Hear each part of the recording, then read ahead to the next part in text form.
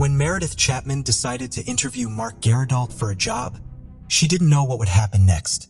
Meredith, a successful 33-year-old marketing director at the University of Delaware, was recognized for her achievements in both academia and politics.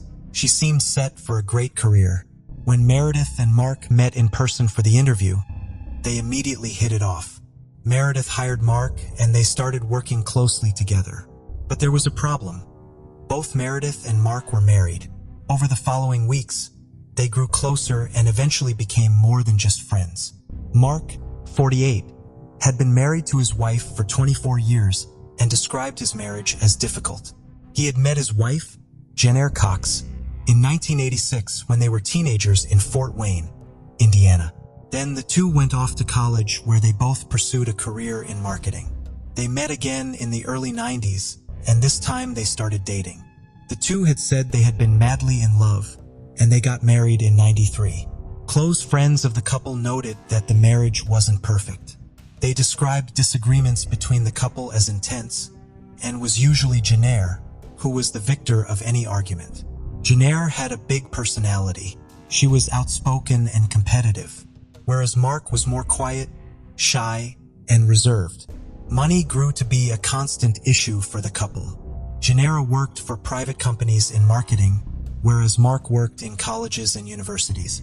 The 2008 recession decimated Jennair's career, and she found herself unemployed and unhireable when most companies were scaling back. When things started looking up from the recession, Jennair struggled to get back on her feet, bouncing from company to company.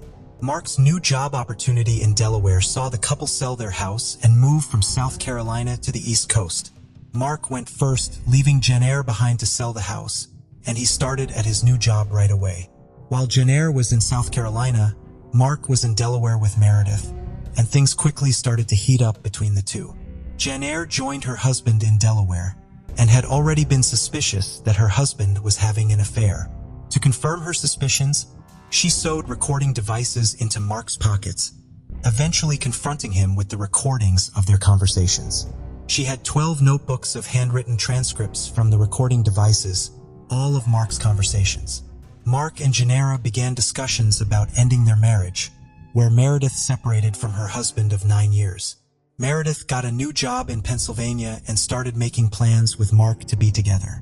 Jennair's anger about Mark moving on with a younger, prettier, more successful woman than herself started to boil over.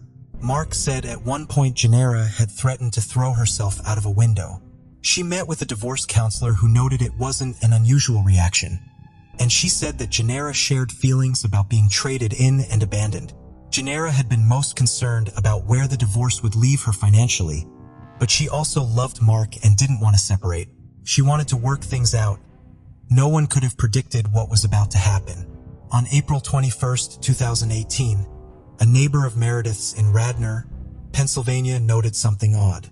There was a woman with a grim, concerned or worried expression standing near her driveway.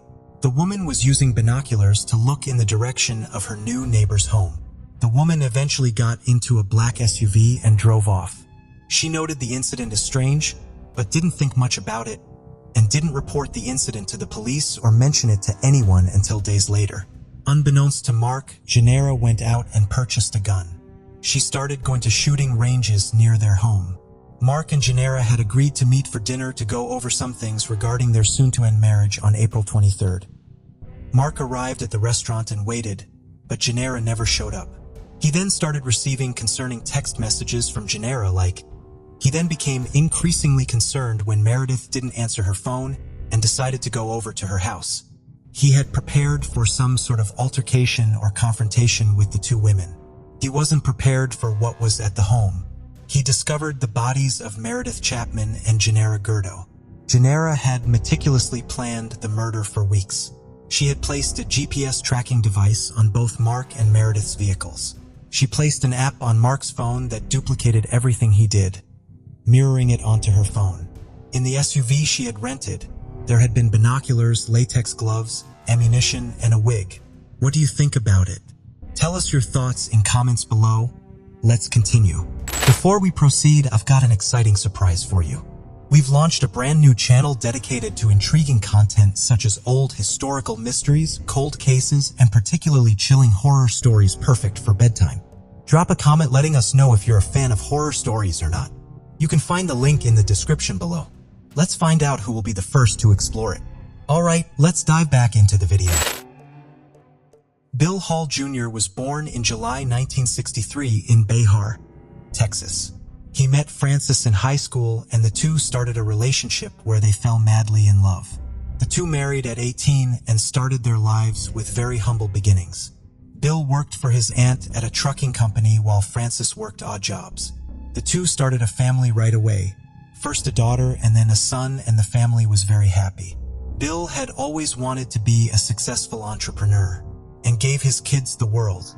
He learned the trucking business from the ground up, and in the early 80s he and Frances bought their first truck and started Bill Hall Jr. Trucking. In under a decade, Bill and Frances grew the company into a multi-million-dollar empire, becoming the largest trucking company in Texas. From the outside, Bill and Frances had an unwavering marriage. They ran their company together, raised 2 kids into adults, had a beautiful home, and seemingly had an amazing life. However, those closest to Bill knew the marriage wasn't perfect. Bill had a larger-than-life personality and liked to throw around money when he went out with his friends, which attracted a certain crowd. Bill loved going to Las Vegas, partying, and women. This had been an ongoing issue in his marriage, but Frances seemed to stick by Bill through it all. She stated that she loved him and had been willing to work it out.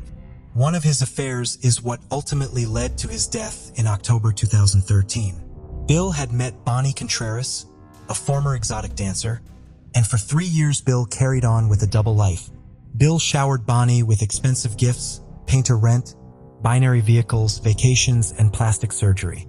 Bonnie, who was 28 when they met, was nearly half Bill's age. Bill and Bonnie had a rocky relationship. They had broken up several times for a multitude of reasons. Sometimes it was Bill's marriage, sometimes it was Bonnie's temper. She had said that Bill told her he would divorce Frances so that he could marry her and have children. But after waiting for years, this seemed less and less likely. Bill's friends said that he'd lost interest in Bonnie in 2013. The relationship was too much of a roller coaster for him, and he ended things. In a text message, Bonnie sent several messages threatening to tell Frances about the affair.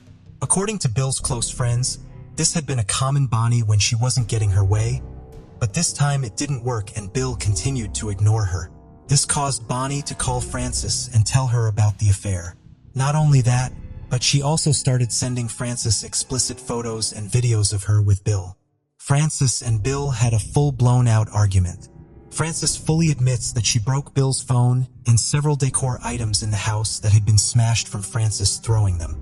She said that she'd been hurt by the angry and betrayed. This also prompted a war of words between the two women. Both sent vitriolic messages back and forth, and this went on for weeks. According to Frances, she'd had enough and told Bill to leave, and when he left, he went back to Bonnie. On October 10, 2013, several calls were made to a Texas 911 dispatch reporting that 2 SUVs were racing on a 2-lane highway. Minutes pass when other calls start coming in saying that a man driving a motorcycle needed medical attention and had been hit by an SUV. Upon arriving on the scene, authorities found that Bill had been thrown from his Harley Davidson. Bill hadn't been wearing a helmet, so he suffered extensive head trauma. While being rushed to the hospital via helicopter, Bill died at 50 years old. Officers began investigation and soon learned that the victim's wife and mistress were, and his wife had vehicle damage that was consistent with an accident. Frances was arrested and taken into police custody. While talking to the police, Frances said that she was returning from a niece's volleyball game when she passed her husband Bill on his motorcycle, and then moments later, noticed the vehicle that Bill had just purchased being driven by a woman who she had assumed was her husband's mistress. Frances claimed she only wanted to confront Bonnie and tell her to leave her alone, and turned around and attempted to follow them. Of course, Bonnie's story is quite different from Frances' story. She said that Frances proceeded to hit her in the back of the vehicle with her vehicle at least 15 times. At some point during this encounter, Bill got in between the two vehicles, and that is when Frances hit him from behind and still pursued Bonnie.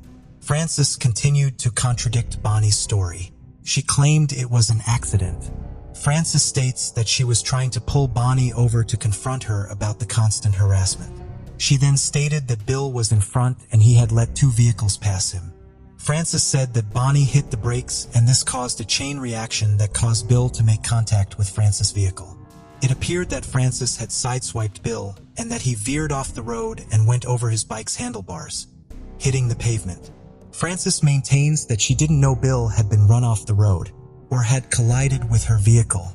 She said she saw dust and couldn't see Bill's bike anymore, and when she couldn't see him, she turned around. Frances was charged with murder and held without bail. She found out Bill had died while detained. At the trial in 2016, an expert testified that Bill did indeed strike Frances' rear window trying to avoid a collision. He said nothing on Frances or Bill's vehicle indicated any foul play, that it was merely an accident. However, a jury thought differently and sentenced Frances to concurrent sentences of 2 years each, one for the murder charge and the other for the aggravated assault with a deadly weapon charge. Frances was released from prison in 2018. In an interview with News 4 San Antonio, Frances stated, "Did I murder my husband? No. I can't even bring myself to say that word. Did I go after her and want to confront her? Yes. And that I regret for the rest of my life. I've paid my debt to society. I've done my time." She also went on to say that she would like to someday be an advocate for women who were imprisoned. When Samantha Stewart, 27, didn't answer her family's calls and texts for days, they got really worried. On July 17, 2018, her brother went to her apartment in Queens, New York, to check on her. Sadly, he found her naked body wrapped in a sheet on her bedroom floor. Her tongue was out, and all her teeth were knocked out. Samantha worked as a nurse at a hospital in Long Island and was a role model to her siblings. Her family was devastated by her loss. When the police came, they didn't see signs of forced entry. They said Samantha had injuries to her neck and head and later determined she died from strangulation. The main suspect was Samantha's date, who was caught on camera leaving her place the night she died.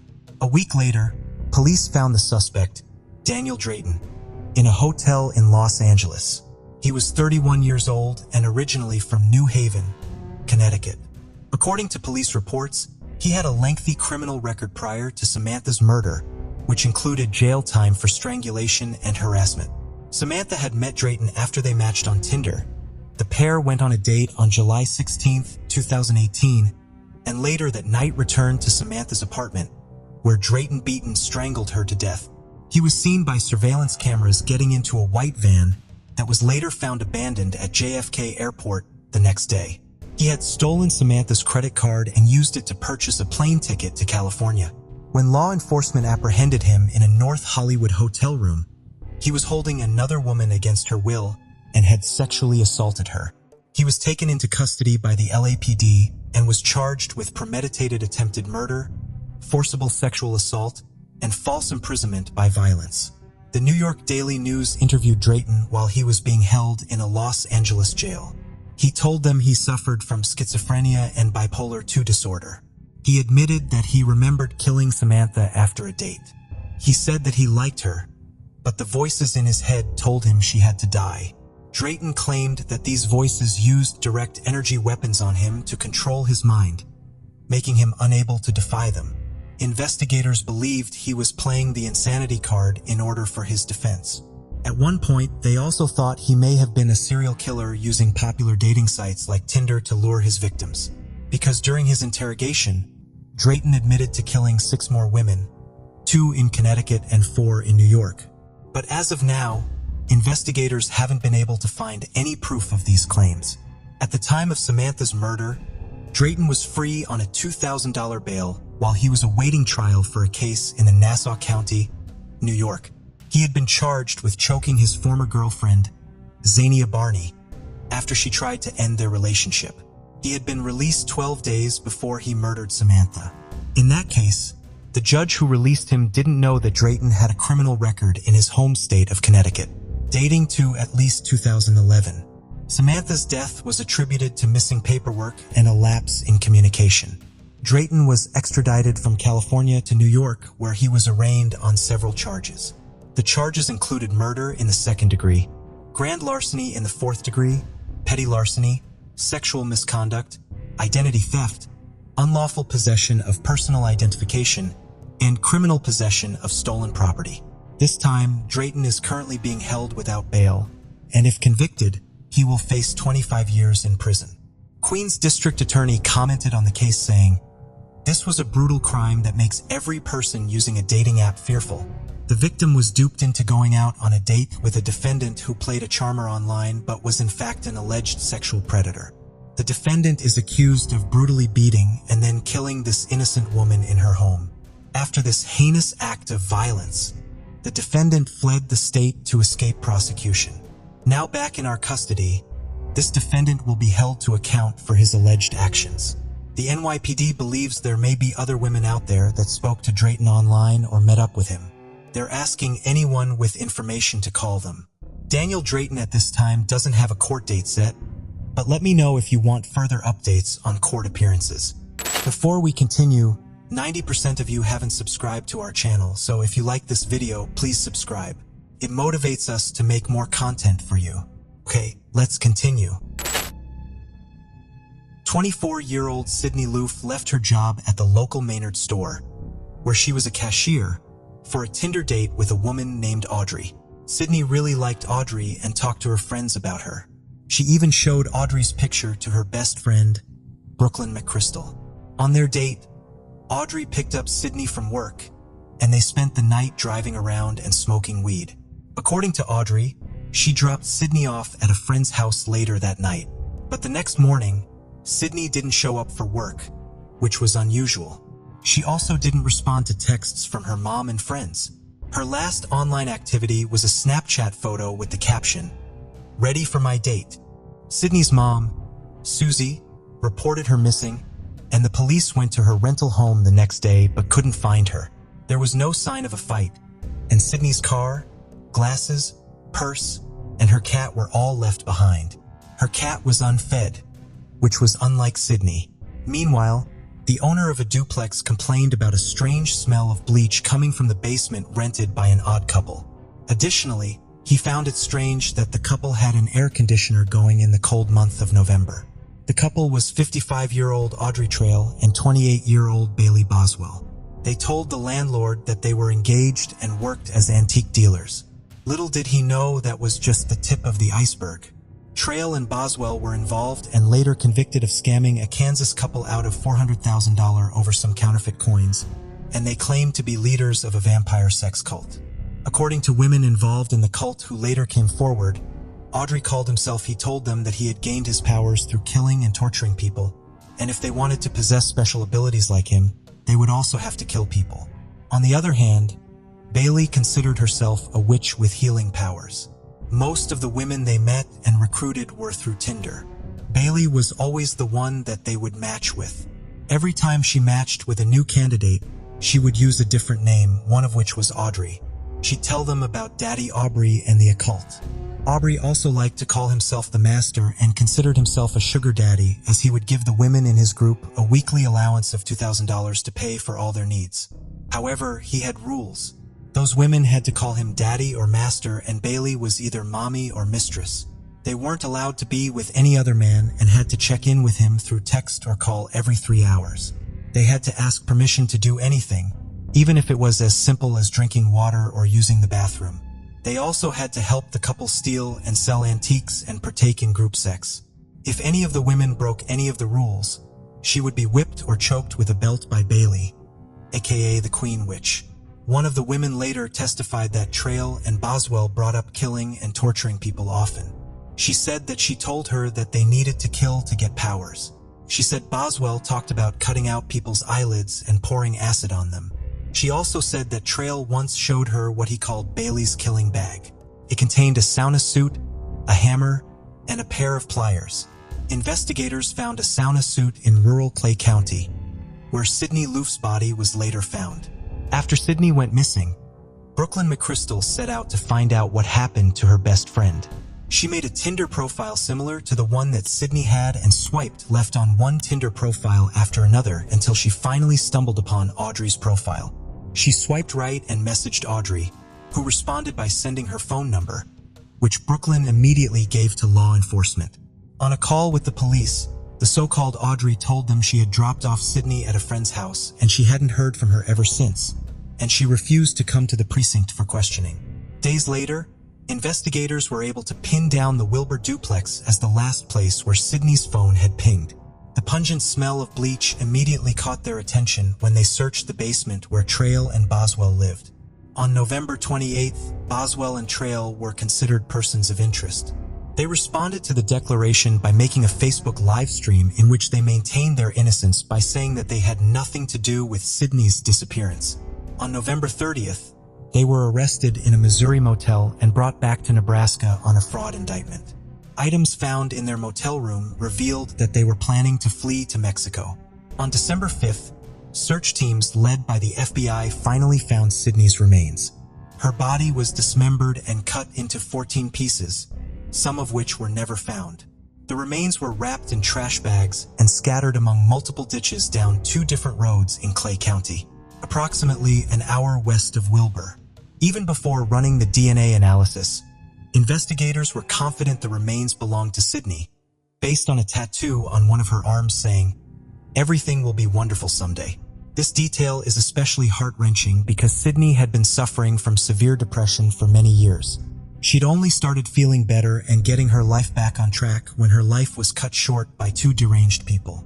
After the arrest, Trail confessed that he and claimed that Bailey was innocent.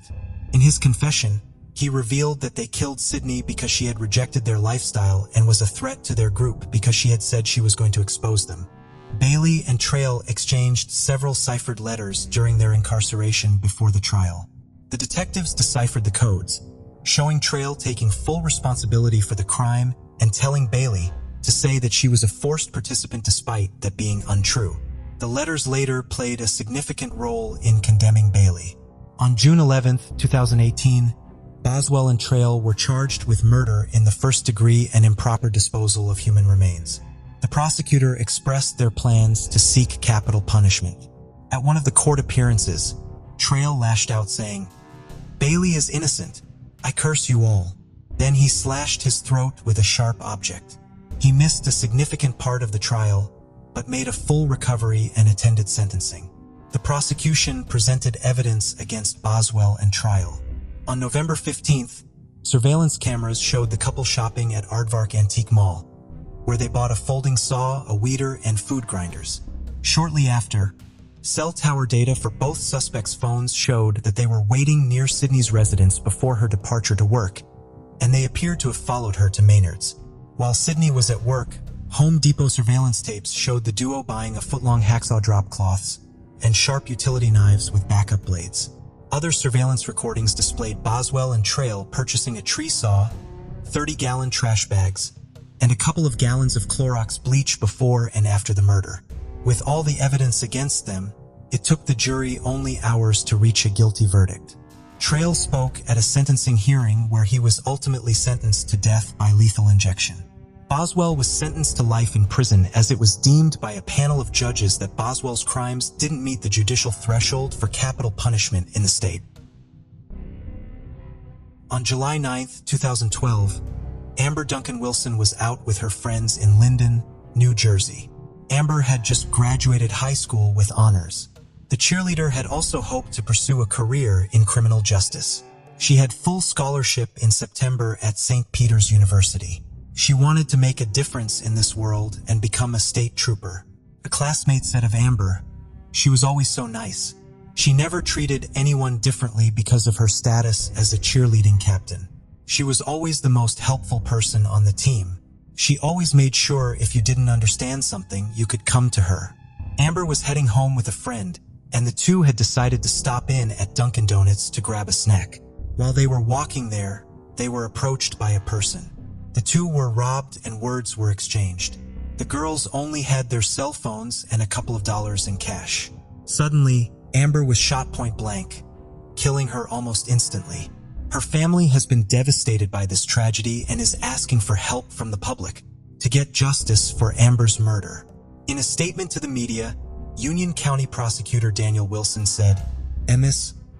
Wilson Duncan was a young, ambitious woman who had a meaningful life ahead of her. Sadly, that life was senselessly lost at such a young age. And we remain as firmly committed today as we did 10 years ago in finding this cold-blooded killer and bringing justice for her and her loved ones. There's a $10,000 reward for any information that leads to an arrest.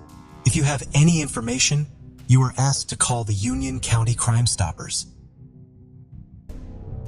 On October 24, 1985, two hunters stumbled upon a significantly decomposed body in a marshland area in Newark, California. According to the Newark Police Department, her body was barely recognizable by the time she was found. At the time, police were able to establish that the victim had been shot. They were unable to establish exactly when she died due to the conditions of the marsh, but it could have been anywhere from 2 months to 1 year prior to her discovery.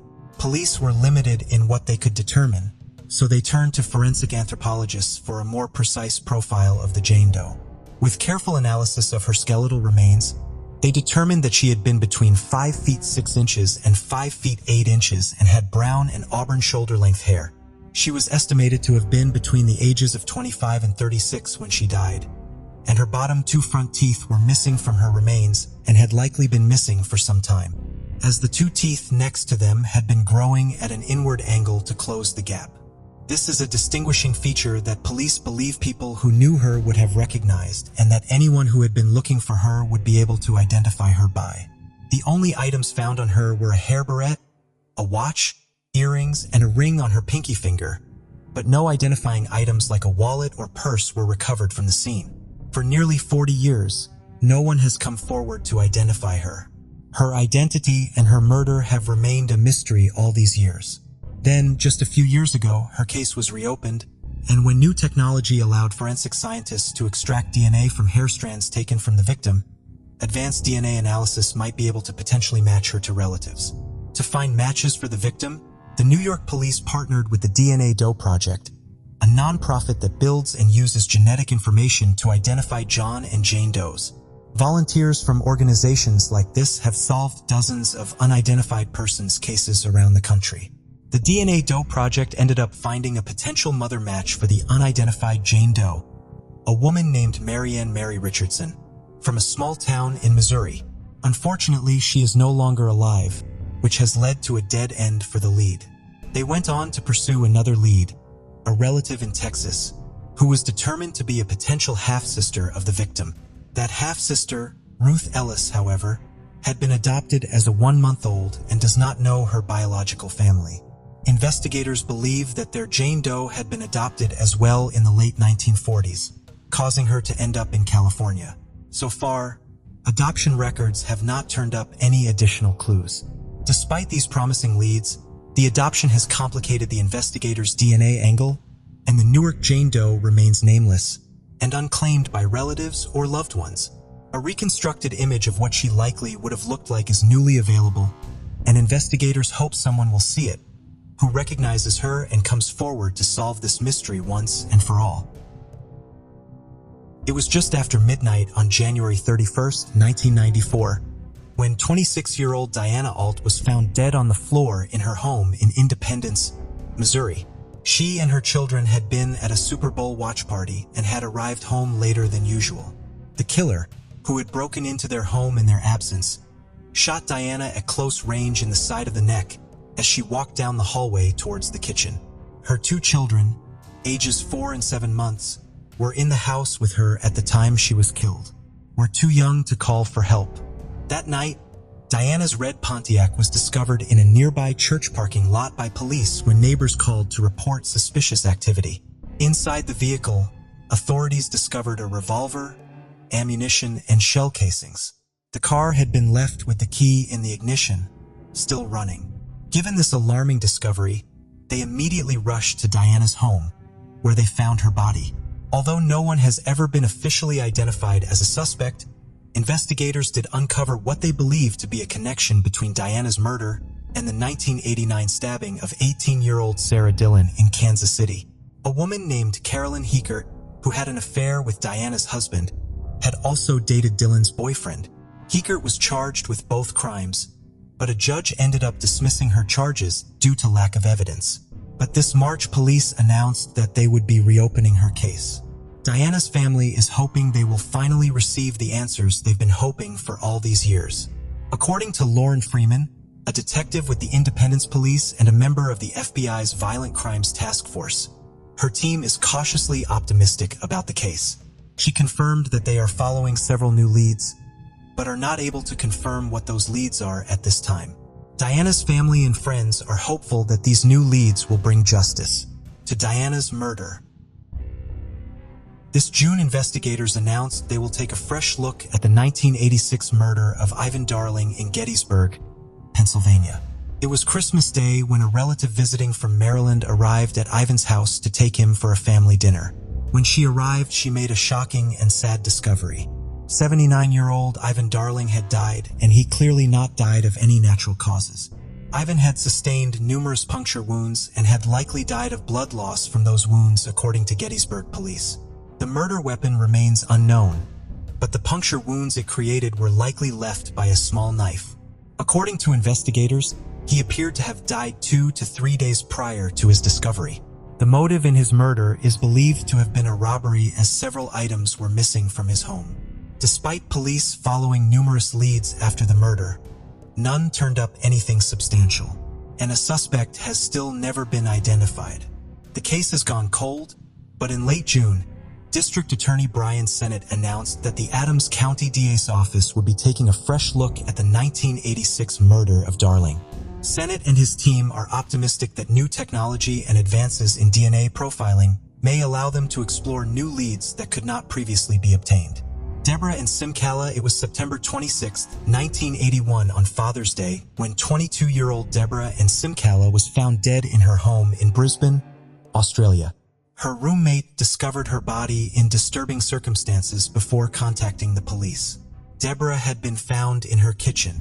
The upper portion of her body had been placed inside a gas oven. The gas knob on that oven had been turned on, and 2 small fires had been set in other parts of the house. But Deborah had not died of smoke inhalation or carbon monoxide poisoning. She had been strangled with a dog leash, which remained hanging around her neck when police arrived at the scene. Police soon speculated that Deborah's killer had attempted to set fire to the house and destroy the evidence, perhaps even making it look as if the victim had died in a fire. This was indicated by the small fire set in other rooms and by Deborah being positioned partially inside the oven, presumably so she would catch on fire quickly. This May, police launched a fresh public appeal for new information leading to Deborah's killer, offering $500,000 reward for information leading to the identification and conviction of the person or persons who murdered Deborah. On the day of her death, Deborah was seen in her yard with a young man around 4 p.m. He appeared to be in his early 20s with dark hair and a slim build.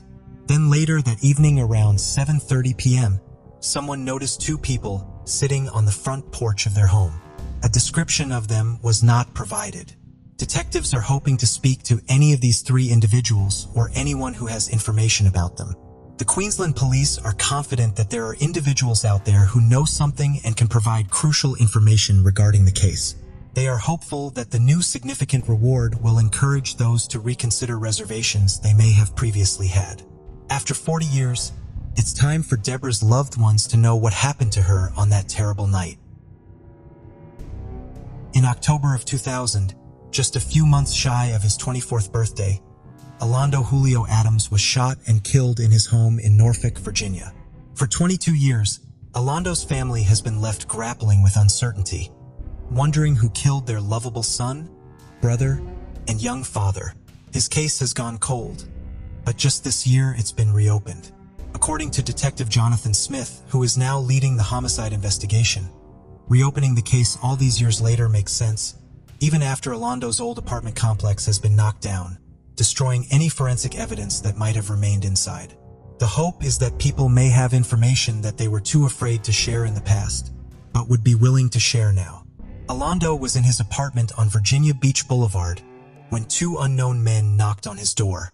Alonzo apparently did not open the door, but one of the men fired a shot at him through the door. He was shot and killed in his own home. Lana's family says that they do not know of anyone who disliked him and can't think of a reason someone might want to hurt him. The case remains unsolved 22 years later, and police continue to pursue new leads. I would be remiss if I did not remark on just how little information there is about this case, especially in comparison to other cold cases that I have covered. Media interest in this case seems to be nearly non-existent and is limited to only local news stations. Considering the case was just reopened in May of this year, there should be a flurry of coverage, but as a black man, Alondo's case has clearly been overlooked and deprioritized all these years. Media outlets, law enforcement agencies, and internet sleuths alike need to treat cold cases involving all victims with the same importance as any other case. It's sad that this even needs to be said, but the bias is clear and this pattern needs to change. On August 10, 2022, 26-year-old OnlyFans model Courtney Clinnings was arrested and charged in connection with the death of her boyfriend, 27-year-old Christian Toby Abaisili. Christian had been stabbed in the luxury condo they shared in Miami on April 3, 2022. Clinnings had claimed she had acted in self-defense and had been released pending the investigation.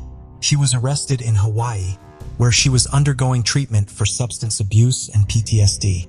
Miami State's attorney, Catherine Fernandez-Rendell, held a press conference after Clinnings' arrest and revealed some of the evidence that had led them to believe that Clinnings hadn't been truthful about what had happened that night. Courtney and Christian met in November 2020. The two had a tumultuous relationship and they'd been on and off again throughout their entire relationship. Both Texas natives, the two had immediately hit it off. Initially, his family liked Courtney, but they also noticed that soon after their relationship started, things between the couple weren't always good. They revealed that they believed that Christian isolated himself from the family and his friends. Clinnings had been previously arrested for domestic violence in Las Vegas. In July 2021, she admitted to throwing a glass at Christian's head, and hotel security had been called. The charges were dropped, and she was eventually released. At Clinnings' Miami condo, the couple had numerous complaints from neighbors and building security about fights with the couple. So many, in fact, that Clinnings had been served an eviction notice because security was tired of dealing with the constant issues. The state's attorney released this video, which is Clinnings assaulting her boyfriend, taken only weeks before Christian's murder. Rundle said that it was one video of numerous that had been pulled from the building's security cameras. She revealed that, additionally, their neighbors had taken to filming the couple whenever they were fighting outside the building or on their patio. All of this evidence, which hasn't all been released yet, as it will be trial evidence, shows that it was Courtney Clinnings who was the aggressor, not Christian Abaisili. They also revealed a timeline of what happened based on evidence which doesn't align with statements Courtney made. On April 3rd, it seemed like a normal day. The couple filmed themselves playing with their dogs and hanging out at home. Christian is seen leaving the building around 1 p.m. and he returns at 4:33 p.m.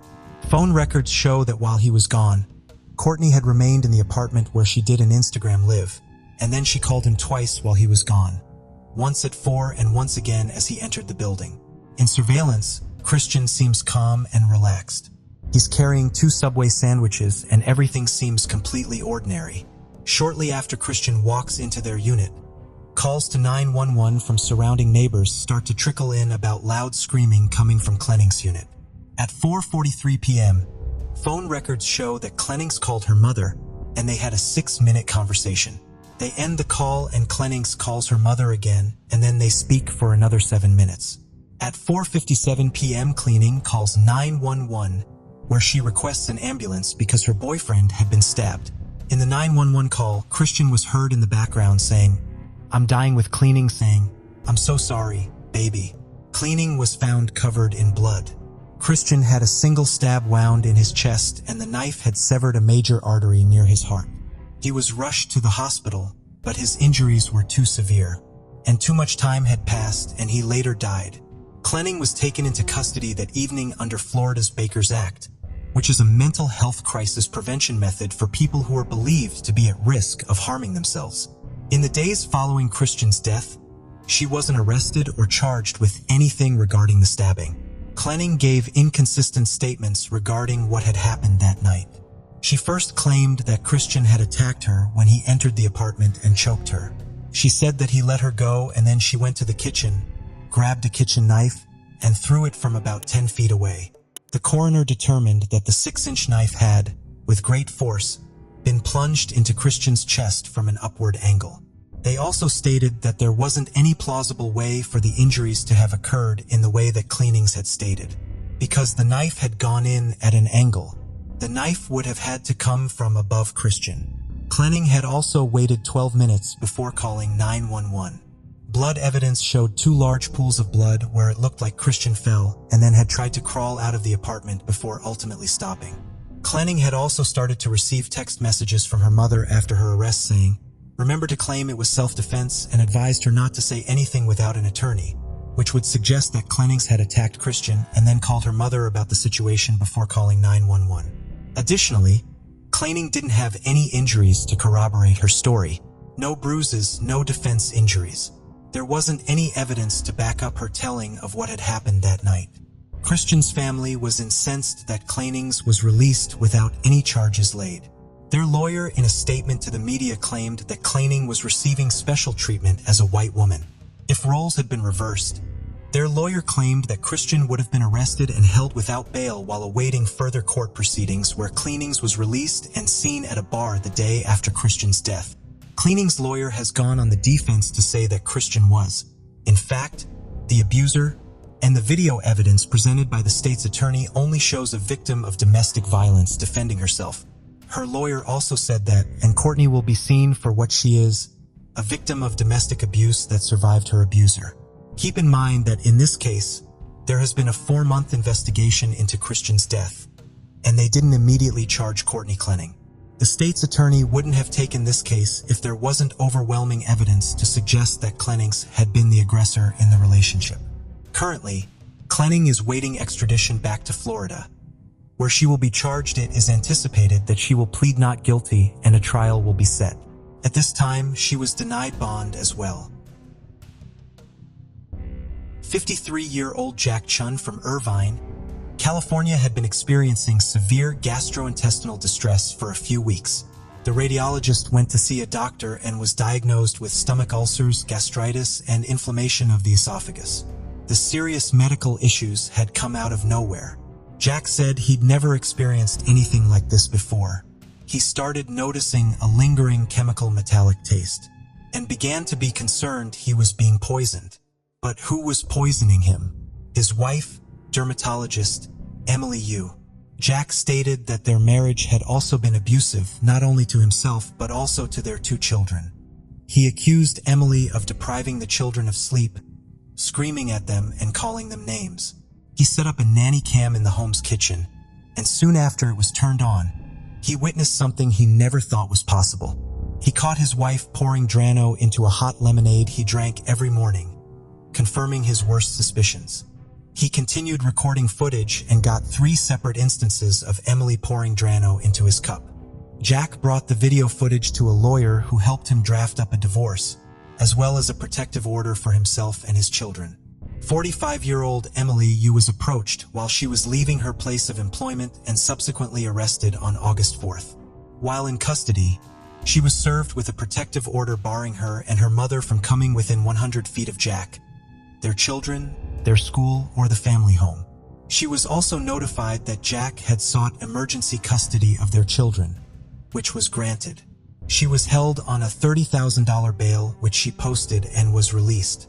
Her lawyer has released a statement saying, "Ms. Emily Yu vehemently and unequivocally denies ever attempting to poison her husband or anyone else." He said in a statement to media, "As a well-respected physician, her goal has always been to help people and never to harm people." Accordingly, she also strongly denies her husband's claim of abuse over him and her children. Her legal team has gone on to say that Emily was pouring Drano into an empty cup next to the lemonade to prevent the chemical from splashing, and then she went on to use the cleaning product as intended on the drains in the kitchen. She denies ever putting Drano into Jack's drinks. In response to the video evidence, her lawyer stated, "The video does not depict any wrongdoing on behalf of my client, and does not depict her trying to poison her husband. That is all I can say now." Her legal team also stated that Jack fabricated the video evidence in order to get an upper hand in divorce and custody agreements. Law enforcement has said at this time they don't believe there's any reason for previous clients or patients of Ms. Yu to be worried, as they believe this is isolated to domestic violence.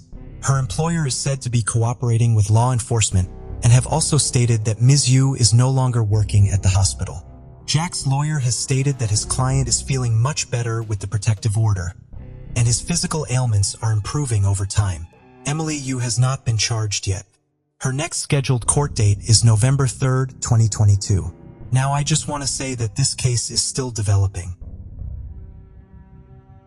In early August, a New Zealand woman placed a bid for the contents of an unclaimed storage unit. The unit had been noted as containing household and personal items. This is a common practice for storage units that have gone unpaid for some time. The contents of the storage unit were successfully won, and the company, Safe Store Storage, delivered the items to their home on August 11th, 2022. They started going through the contents. There were children's toys, a couple of strollers, and mostly normal household items. They were sorting through the items when they came across 2 matching suitcases. They opened them up and made a horrific discovery. The remains of 2 small children were inside the suitcases. Law enforcement was called and the home was shut down, while New Zealand crime scene investigators secured the scene and the contents of the storage unit. The children have been identified, and so far only their ages have been released as 5 and 10. Experts estimate that they have been deceased for 3 to 5 years. The storage unit owner has also been identified and is now living in South Korea. Prior to her moving from New Zealand, she did have 2 children with her and is believed she is the mother of the 2 found in the suitcases. South Korean law enforcement is working with New Zealand to locate her and get DNA confirmation. However, New Zealand law enforcement believes the children have relatives still in the country who may not have been aware of their deaths. In a statement to the media, the lead investigator said, "The investigation team is working very hard to hold accountable the person or persons responsible for the deaths of these children. At this point in time, there is no cause of death, but it is believed to be homicide."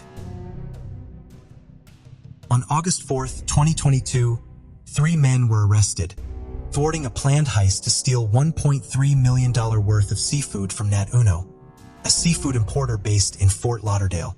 The 3 men had created an elaborate scheme posing as grocery store buyers. Nat Uno started receiving orders from a man named Brian Gomez, who claimed to be the buying manager for a grocery chain in late June. Brian placed 5 orders, and each time the orders were picked up without any cause of concern. Once the grocery store was invoiced for the purchases, it was then discovered that there was no Brian Gomez who worked for the grocery store. The email address attached to Brian was fraudulent. Police were alerted to the fraud scheme, and a sting operation was put in place to find those responsible. In early August, Brian placed another order. This time it was the largest. Officers waited at the warehouse to see who picked up the order, and sure enough, at 9:35 a.m. on August 4th, a refrigerated truck arrived to pick up the order. Law enforcement followed the truck, which was also being accompanied by a red Mustang, to a warehouse in Weston, Florida. In 15 minutes, 3 men were arrested. Rene Echeverria Ekiman, 33, Ernesto Aguilera Burt, 36, and Jose Luis Batista Suarez, 40. At the time of their arrest, they had $300,000 worth of product, and they were also charged with the other deliveries, totaling $1.3 million. The 14 charges include grand theft cargo and obtaining property over $5,000. All 3 men have been identified as Miami locals, and their next court appearances are unknown at this time. On September 5th, 1992, in Mountain View, California, a person jogging noticed something odd. It was evening and the surrounding buildings were mostly owned by tech giants. The parking lot in the 1300 block of Crittendale Lane, which is now owned by Google, was mostly empty. Though it wasn't unusual to see cars still parked in the lot this late, someone appeared to be sleeping in one of them. The jogger approached and made the shocking realization that the person wasn't sleeping. Law enforcement arrived when the scene quickly identified the person in the car as 25-year-old Lori Holtz, and they quickly deemed her death as a homicide, as she still had a nylon rope around her neck. Detectives determined that she had died in the car as there were signs of a struggle. Her purse was recovered nearby, thrown over a fence near the crime scene. What stood out to detectives was that it appeared that the killer had been in the passenger seat, where they might have expected the killer to have been in the back seat. This led to detectives to believe that whoever killed Lori had been someone she knew or was comfortable letting into her car. Numerous fingerprints were recovered from in and around the vehicle. Lori worked nearby and had been expected to attend a wedding later that evening. With the help of her boyfriend, they'd been able to piece together her day. Lori worked for Adobe and worked less than 2 miles from where she was found. She planned to pop into the office. It had been a Saturday, and she hadn't planned on staying long after going home, getting dressed up, and meeting her boyfriend Brent at the wedding. Lori was a computer engineer, and she had landed the job at Adobe and was one of the few women working at the tech giant. She had been known to be an extremely hard worker, often going to work on the weekend and working late. She was incredibly talented and was a rising star in her field. This was right before the tech boom in Silicon Valley. Because she and her boyfriend were going to meet at the wedding, her absence wasn't initially a cause for concern. At first, he just assumed that she'd gotten wrapped up with something at work and Brent hoped she would turn up later, but she never did. Detectives were able to rule Brent out as a suspect, as he'd been miles away at the wedding where many people witnessed him.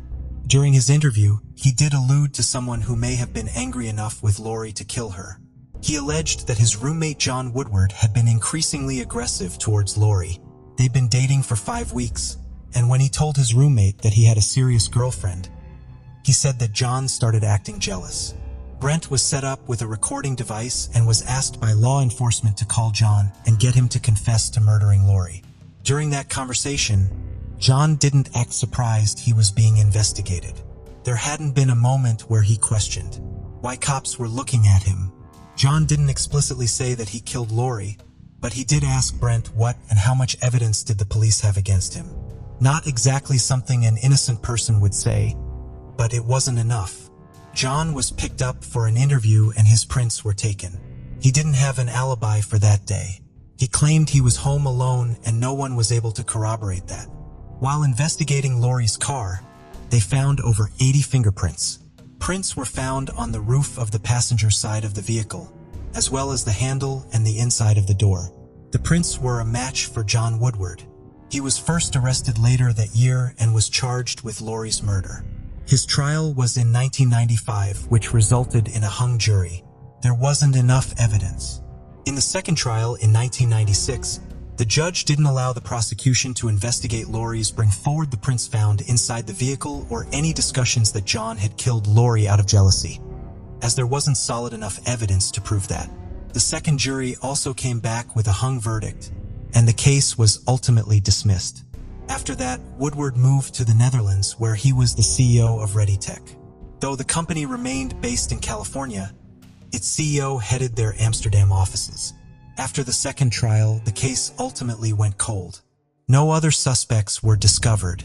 There hadn't been any other evidence found that pointed to anyone else being in that vehicle.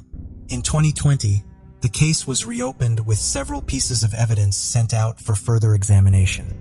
This time, they were looking for DNA. In 2021, they had the results that tied John Woodward directly to Lori's murder. DNA matching Woodward's was found on the rope that had strangled her. Woodward was still living in Amsterdam, and the U.S. Department of Justice worked collaboratively with the Dutch government. Dutch authorities arrested Woodward and executed a search warrant for his home and office.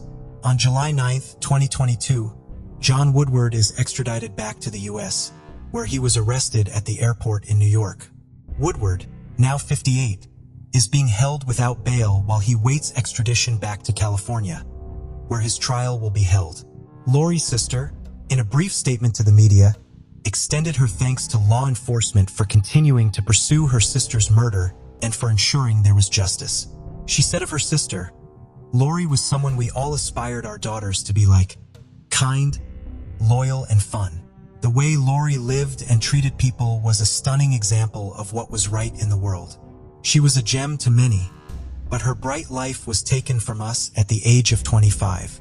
This case is the culmination of incredible determination by our detectives over the decades and with phenomenal teamwork with our agency partners here in Santa Clara County and in New York, said Mountain View Police Chief in a press release issued by the department. It was on September 7, 1979 in Conroe, Texas, when 12-year-old Lygia Jackson was swimming at a lake with her two older brothers. The kids had walked to Lake Wildwood and lived nearby. Eventually, Lygia's brothers were ready to go home, but she wanted to stay longer. Her brothers started walking home, and they eventually saw her trailing behind and didn't think much of it. When the boys got home, they expected Lygia to walk through the front door shortly after they did.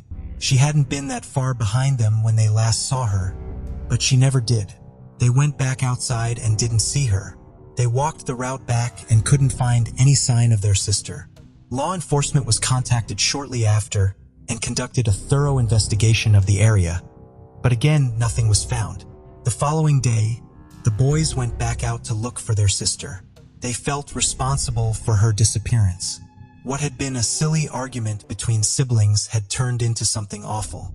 That was when Lygia's tortoiseshell glasses were found in an intersection between the lake and their house, and they knew for certain that something bad had happened. Her parents filed an official missing persons report after the glasses were found, and the investigation focused on the belief that Lygia had been abducted. 6 days later, oil field workers discovered a body in a heavily wooded area.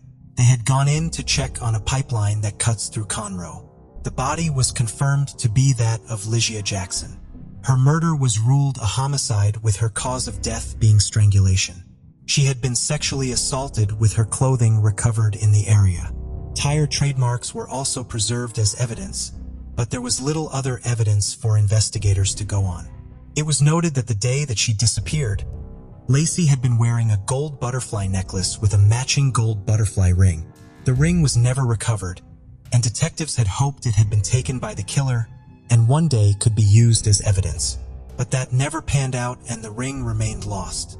For 4 decades, the case sat cold. Hundreds of leads came in over the years, and each one was investigated, but never led to any advances in the case. As the years went on, so did the hopes of ever solving the case. In 2021, the Montgomery County Sheriff's Office Cold Case Homicide Unit decided to reinvestigate Lygia Jackson's case. They sent off several items of evidence for advanced DNA testing. After 40 years, they had new DNA evidence. July 2022, the DNA matched with someone within CODIS, the National FBI database. Gerald Dwight Casey.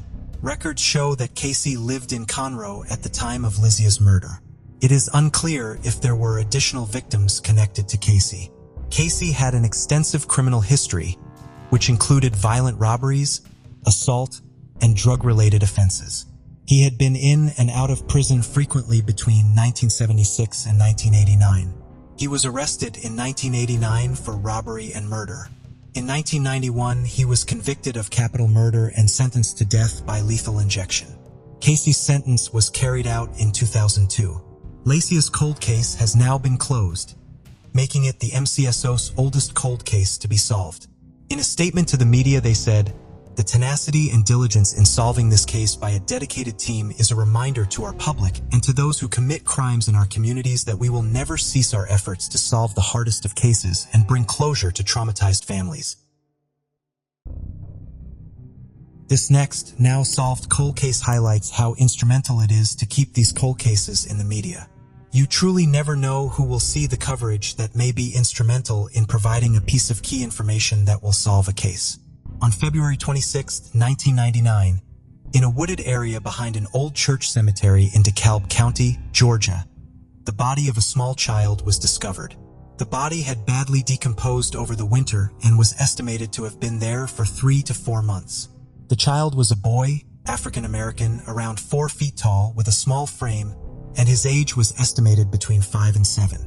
He had been wearing a plaid and navy blue hoodie, red denim jeans, and Timberland boots. Law enforcement in the area worked hard to try and identify the child, but no one came forward. There also weren't any missing persons reports matching his description. An autopsy was done which showed he had high levels of diphenhydramine and acetaminophen from over-the-counter pain relievers and Benadryl in his system. Additionally, he had a significant head wound on his skull. Either the drug overdose or the injury could have been the cause of his death. When they couldn't identify him locally, they opted to do advanced testing on his teeth to see if there were any markers that would indicate he had been born and raised somewhere else. That examination came back to determine he was likely from the southeastern U.S., either Georgia or the Florida area. Medical examiners on his case started to call him Dennis to give the little boy something to be called other than the Clifton John Doe. It had been a case that spoke to many, with media across the U.S. featuring his case. Without identification, the case eventually went cold, but detectives were determined to find who this boy was and what happened to him. Several different reconstructions were done over the years, from a model figure to several reconstruction images. Annually, they would hold memorial events to keep his story in the media. It was one of these events in May 2020 that caught the eye of one woman. The woman had been looking for answers regarding a little boy she used to babysit who had disappeared decades earlier. 7-year-old William Deshaun Hamilton. She called the National Center for Missing and Exploited Children's tip line with a possible identification for the unidentified child. This tip was the first major lead in the case in over 20 years. An investigation began to find William Hamilton, who had lived in Charlotte, North Carolina in the late 90s. They traced his school records there, and when they investigated further, they learned that William's mother had abruptly pulled him out of the school year in December '98 and told people she was moving to Atlanta. It was only months after that when the body of the little boy was discovered. There were no records of William Hamilton after he was pulled from school. No medical records, school registrations, activity on a social insurance number. He simply vanished. This led investigators to believe that Ava had been correct in her identification. The next step was to locate his mother, Teresa and Bailey Black, who had been the last person to have been with William, but tracking her down hadn't been easy. She had left Atlanta in late '98 and returned back to Charlotte, Georgia. It was then that William's absence was noticed, especially to Ava. Teresa gave conflicting accounts to anyone who asked about where William was, and she eventually left Georgia, disappearing for nearly a decade. She resurfaced in Alaska in 2010, then moved to Phoenix, Arizona, which was where she was located by law enforcement. She was arrested in June 2022 and required to submit DNA to compare to the remains of the little boy. And after 23 years, they could finally officially identify little John Doe as William Hamilton. Teresa Bailey Black, now 45 years old, was arrested and will be extradited back to Georgia, which will be charged with 2 counts of felony murder, 2 counts of child cruelty, aggravated assault, and concealment of death. So far, it has not been released if she has cooperated with law enforcement or has provided details of what happened to William in '98. It has been reported that Bailey Black is not in good health. Her booking photos show she has a medical tube in. She also arrived in court in a wheelchair. She had also previously served prison in '94 for manslaughter and had a criminal history with several other nonviolent offenses. It was around 5 a.m. on August 10th, 1992 when Donna Stagner went to wake up her 53-year-old husband John Stagner. The Stagner family lived in Orange County, Florida. John was a maintenance worker for the county, and the family lived in a home on the Orange County maintenance property and served as live-in caretakers for the equipment that was housed there. John had been called out the previous evening to repair a power line that had come down in a storm. When Donna had gone to bed, John had only just come home, and he was watching TV in the living room. The couple slept in separate bedrooms in the summer because Donna preferred to sleep with the air conditioning on and John didn't. She entered the bedroom John slept in and tried to wake him the following morning. She hadn't turned on the lights yet and touched his arm, only to notice he was cold to the touch. She turned on the lights and made the horrific discovery that her husband had been violently attacked. He'd been severely beaten to death. Donna called 911 and law enforcement came out to the property.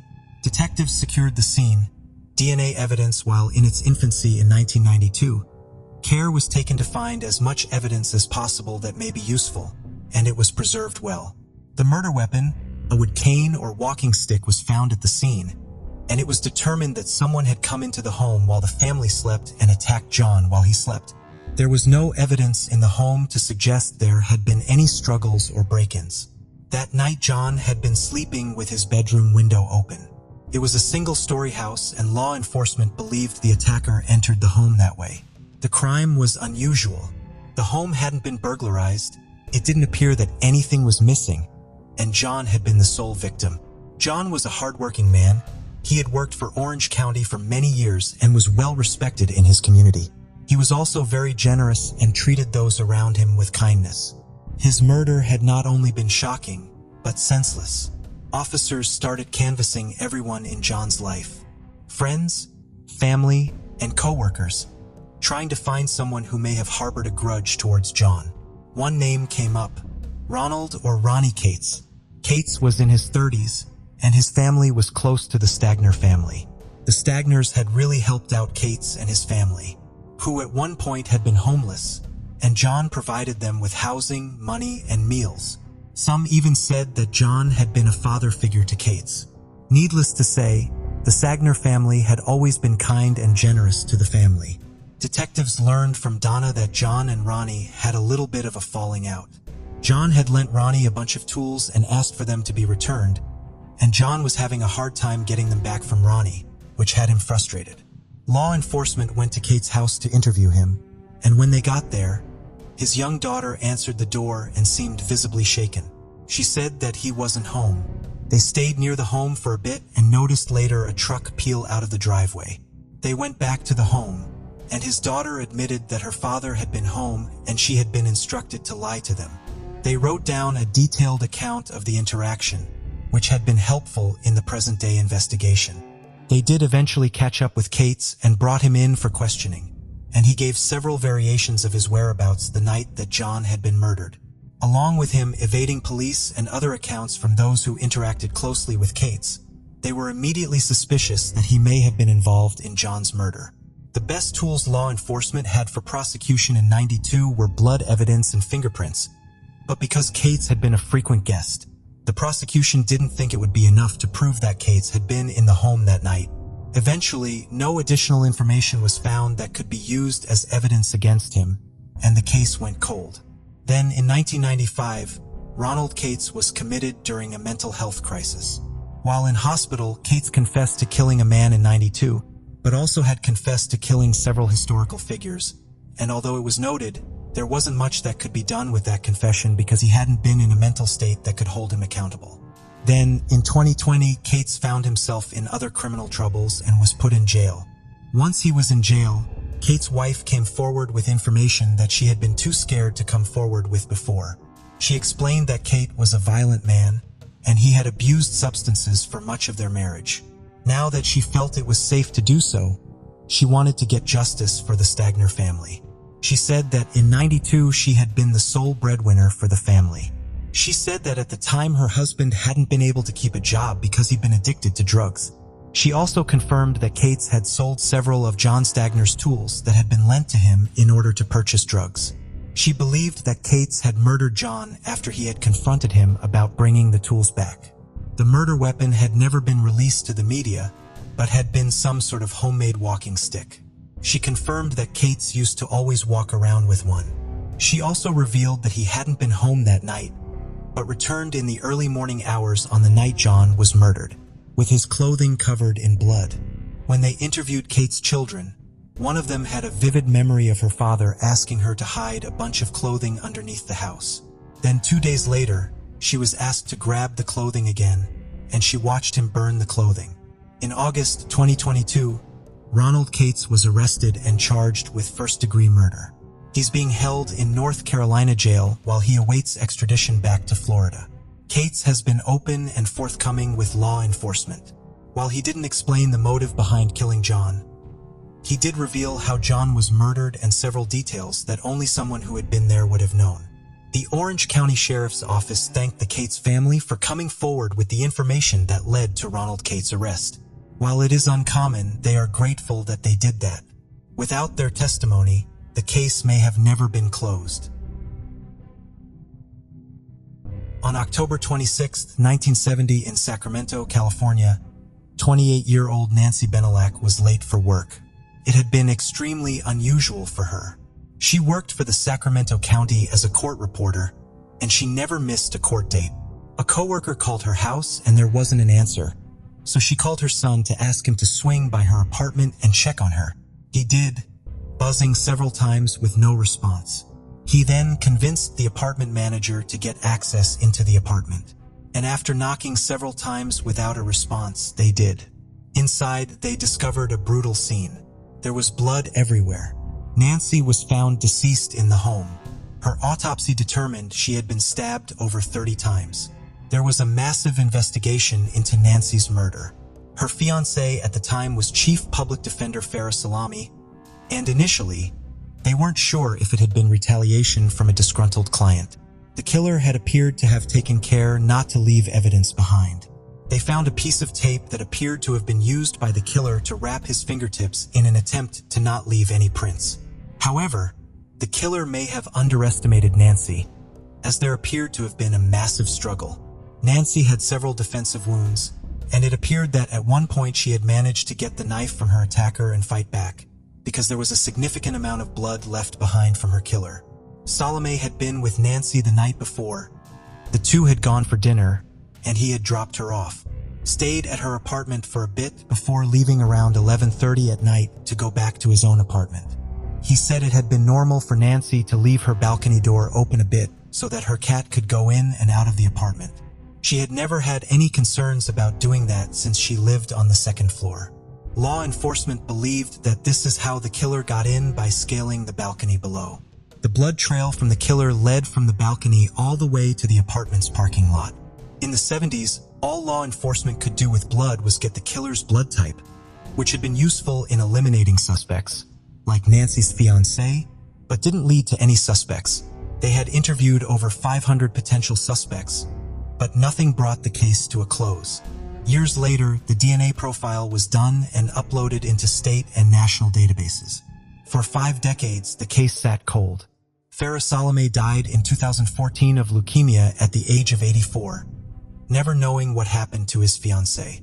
In 2019, the case was reopened by the Sacramento County Cold Case Team, and they decided genetic genealogy was going to be the best way to get an identification of Nancy's killer. Through that process, they identified several relatives related to the suspect, and in 2022, they finally had a confirmed identification after 52 years. Richard John Davis. He was a longtime Sacramento resident. He would have been 27 years old at the time of Nancy's murder, and he lived in the apartment building near Nancy Benelak. His apartment faced hers, and he would have had an unobstructed view into her apartment, and it is believed that he may have been stalking her.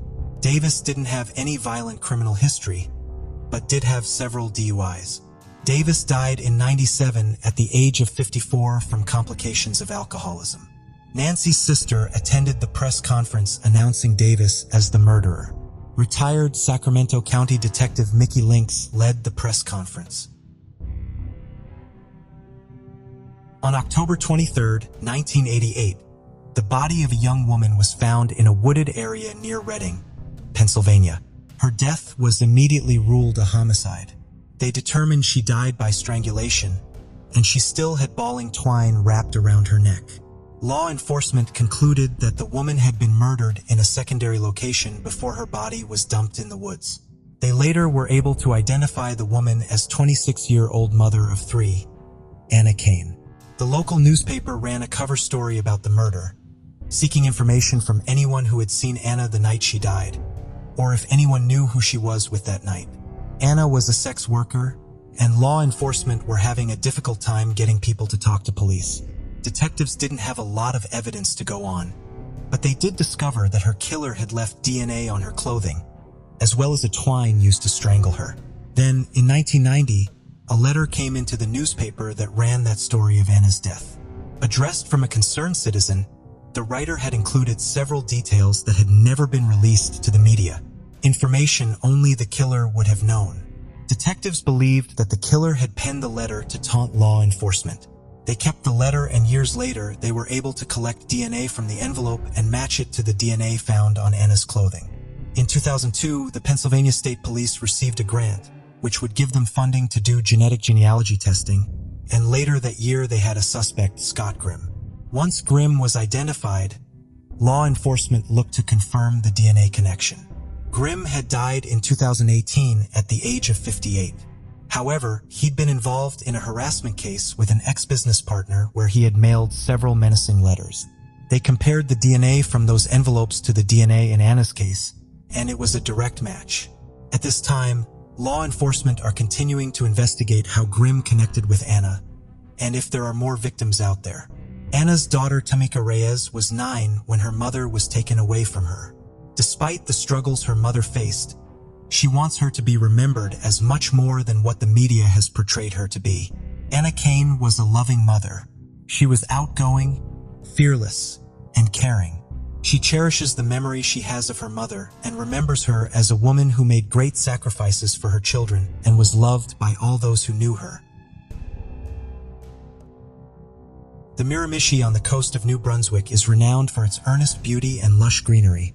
And as soon as the first rays of sunlight glint brightly on the clear waters of the Miramichi River, the streets would buzz with life and joy as the residents began their daily routine. It was a peaceful community where people normally didn't lock their doors. They left their cars unlocked and slept without worry. Until one day it wasn't. In the late 1980s, the sense of security became a thing of the past, when a reign of terror began after a series of heinous crimes committed by a man without mercy. A man who loathed society and believed it was responsible for how his life turned out. On June 21, 1986, in the early morning hours, a frantic 911 call came to dispatchers. The victim, Mary Glenn Denning, had been beaten severely and discovered her husband had been murdered. They owned a convenience store, which was attached to their home, and she detailed that she and her husband had heard a break-in, and when they confronted the robbers, they were viciously attacked. She had lost consciousness, and her attacker likely thought she was dead. While talking to the 911 operator, she identified her attacker, Miramichi local and regular customer, Alan Leger, and 2 younger men.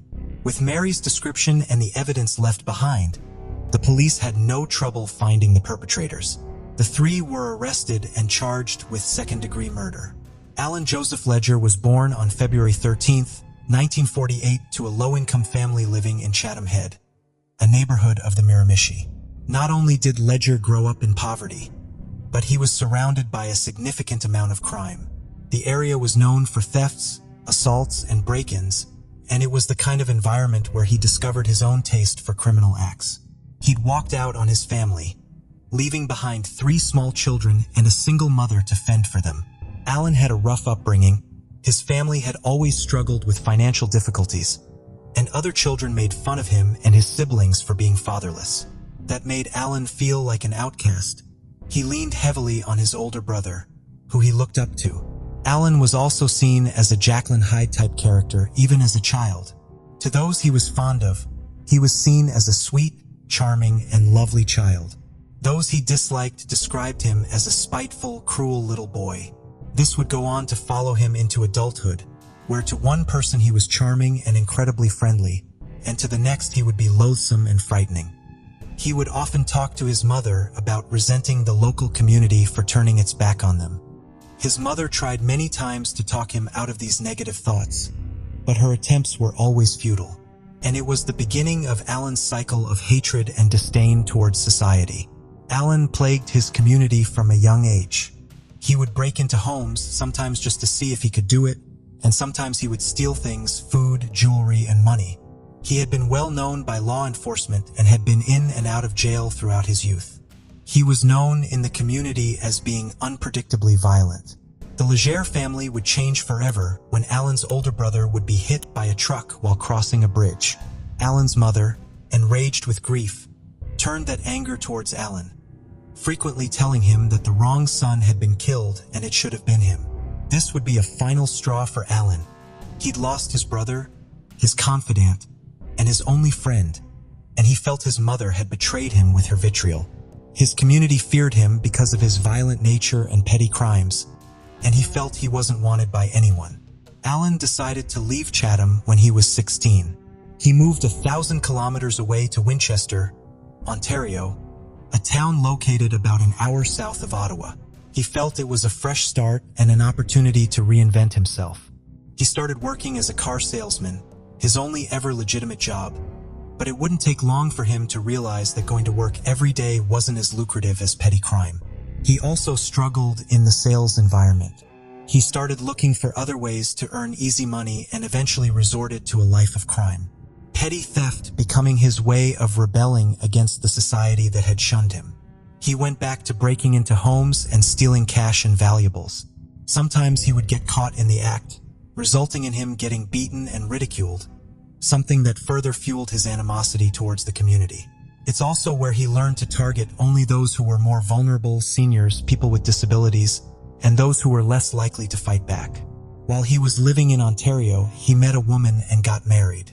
The couple had 2 children together, but Alan was discovered to have several affairs, and the two would soon divorce after a few years.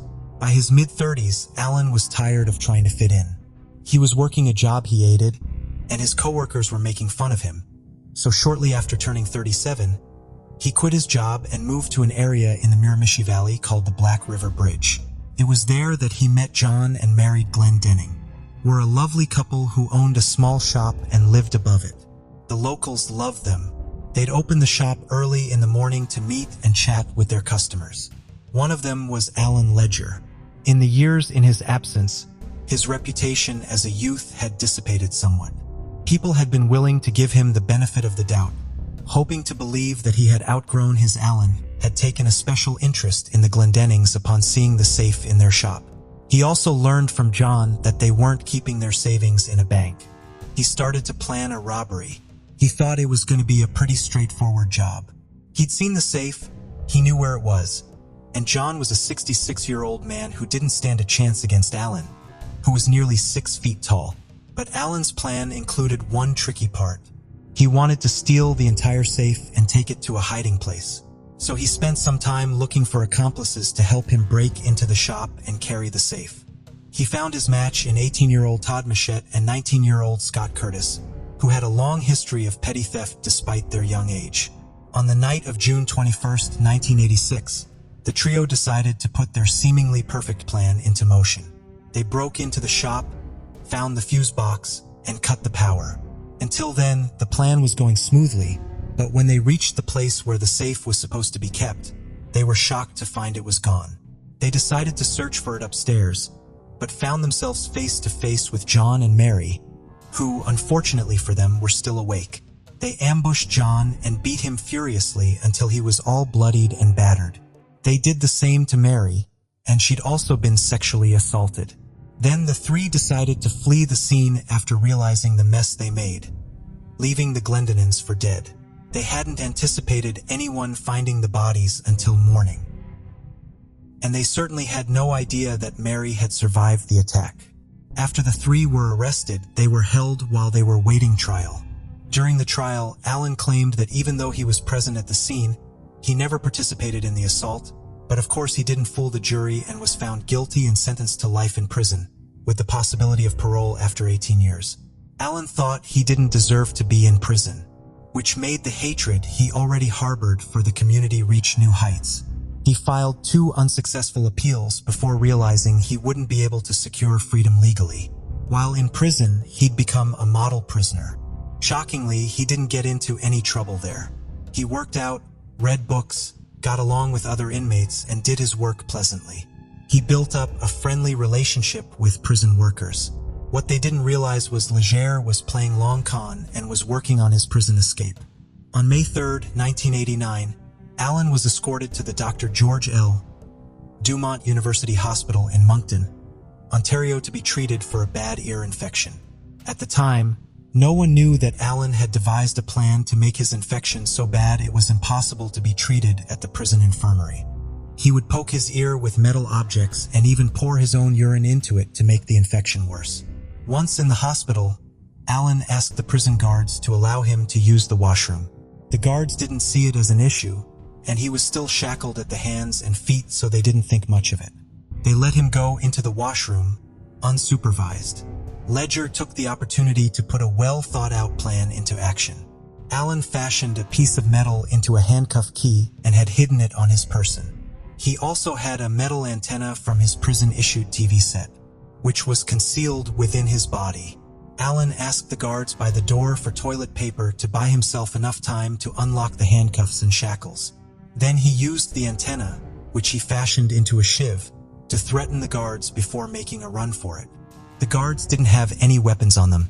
They only had pepper spray, which hadn't done much as they chased Leger through the hospital. Leger had prepared for this physically, and he'd been able to easily outpace the guards. Outside the hospital, Peggy Olive was just exiting her car when she was viciously put back into it by none other than Alan Leger, who hijacked the car and kidnapped her. He ordered her to drive, and the terrified Peggy drove him to where he wanted to go. Eventually, he allowed her to pull over and get out of the car. He then assured her that he wouldn't harm her car, thanked her, and then took off. He dumped the vehicle outside of Moncton. After his escape, Alan Leger wasted no time getting back into committing crimes. On May 7th, he was suspected of attacking a man named Max Ramsey, who was found beaten after his car and wallet were stolen. The car was later found in a neighboring town. On May 10th, a woman's house was broken into and she found that all her jewelry was gone. A contingency plan was put into motion by the police, and helicopters were surveying the area from above. The manhunt was on, but Alan Lashar was nowhere to be found, and the last place they thought to look for Alan was back at the Mirimichi. On May 29th, less than 4 weeks after his escape, Alan Lashar broke into a small convenience store owned by Annie Flam and her sister-in-law Nina. Both women were in their 80s. He first found Annie alone and demanded money from her. Then he tied her up and beat her repeatedly with a blunt object right in the face, breaking her jaw. He then sexually assaulted her before ending her life with one last blow to the head. By then, Nina had woken up and went to check up on her sister, losing her beat and sexually assaulted her too, until she faked losing consciousness, making him assume she was dead. He carried her to her room and tucked her into bed. Then he set the house on fire and stood outside, watching as the angry fires consumed the house. When Nina noticed the house was on fire, she ran to the door and she was pushed back into the house by Alan, who was still waiting outside. Patrolling officers were passing by the house when they saw the blazing flames and called the fire department. When the firefighters and paramedics arrived at the scene, they found the lifeless body of Annie Flam and the unconscious Nina Flam. They pulled Nina out in time, but she had second-degree burns on 70% of her body and had to be kept on a respirator. When they were able to question her, she told them that her attacker had a chain around his waist and was rambling about how society had failed him. For the police, a chain around his waist meant one thing: the culprit had to be an escaped prisoner. However, at the time, there were 2 more fugitives other than Alan Leger that had escaped. Brothers David and John Tennischuk escaped from prison on May 22nd, but the police shortly found them in a hunting camp. They were eliminated as suspects, leaving Alan Leger as the prime suspect. RCMP officer Kevin Mall was called into the case. He took a semen sample from the surviving victim and wanted to prove that it belonged to Leger. However, DNA analysis was still a new science and had only been used in the US and Britain. On June 1st, Joe Irving chased an intruder who tried to break into his house through multiple yards before losing him. The following day, a Chatham contractor found a pair of glasses very close to where Irving had lost track of the intruder. Officer Kevin Mold took the glasses to an optometrist, who confirmed that they were in the same style, size, and prescription Luja was wearing when he escaped prison. On September 30th, a man was shot in the back by a shotgun, and on the following day, a couple were beaten in their home. It was believed that Leger committed these crimes because they took place near a police station and they thought that Leger was the only one bold enough to attack people so close to law enforcement. However, at that time, Alain Leger wasn't the only one stirring the pot around the Miramichi region. Allard V. New of Newcastle was arrested and charged with those 2 attacks. Law enforcement now had the issue of copycat killers. Back now around October, the Supreme Court of Canada shut down another appeal attempt from Alain Leger, saying they couldn't provide a ruling while the accused was unlawfully at large. Ironically, Leger thought he stood a chance of winning the appeal while he was on the run. This proves how delusional and self-entitled Leger was. A psychologist at the Atlantic Institution referred to him as a classic psychopath. He had no remorse and thought he shouldn't be incriminated or imprisoned for anything he did. According to a ledger, it was the community who should be blamed. On Friday, the 13th of October, Ledger struck again. Both in their 50s, sisters Donna and Linda Donnie were murdered in their home, which was later set on fire. Ledger unscrewed the light bulbs, disconnected the telephone lines, and picked the lock on the back door.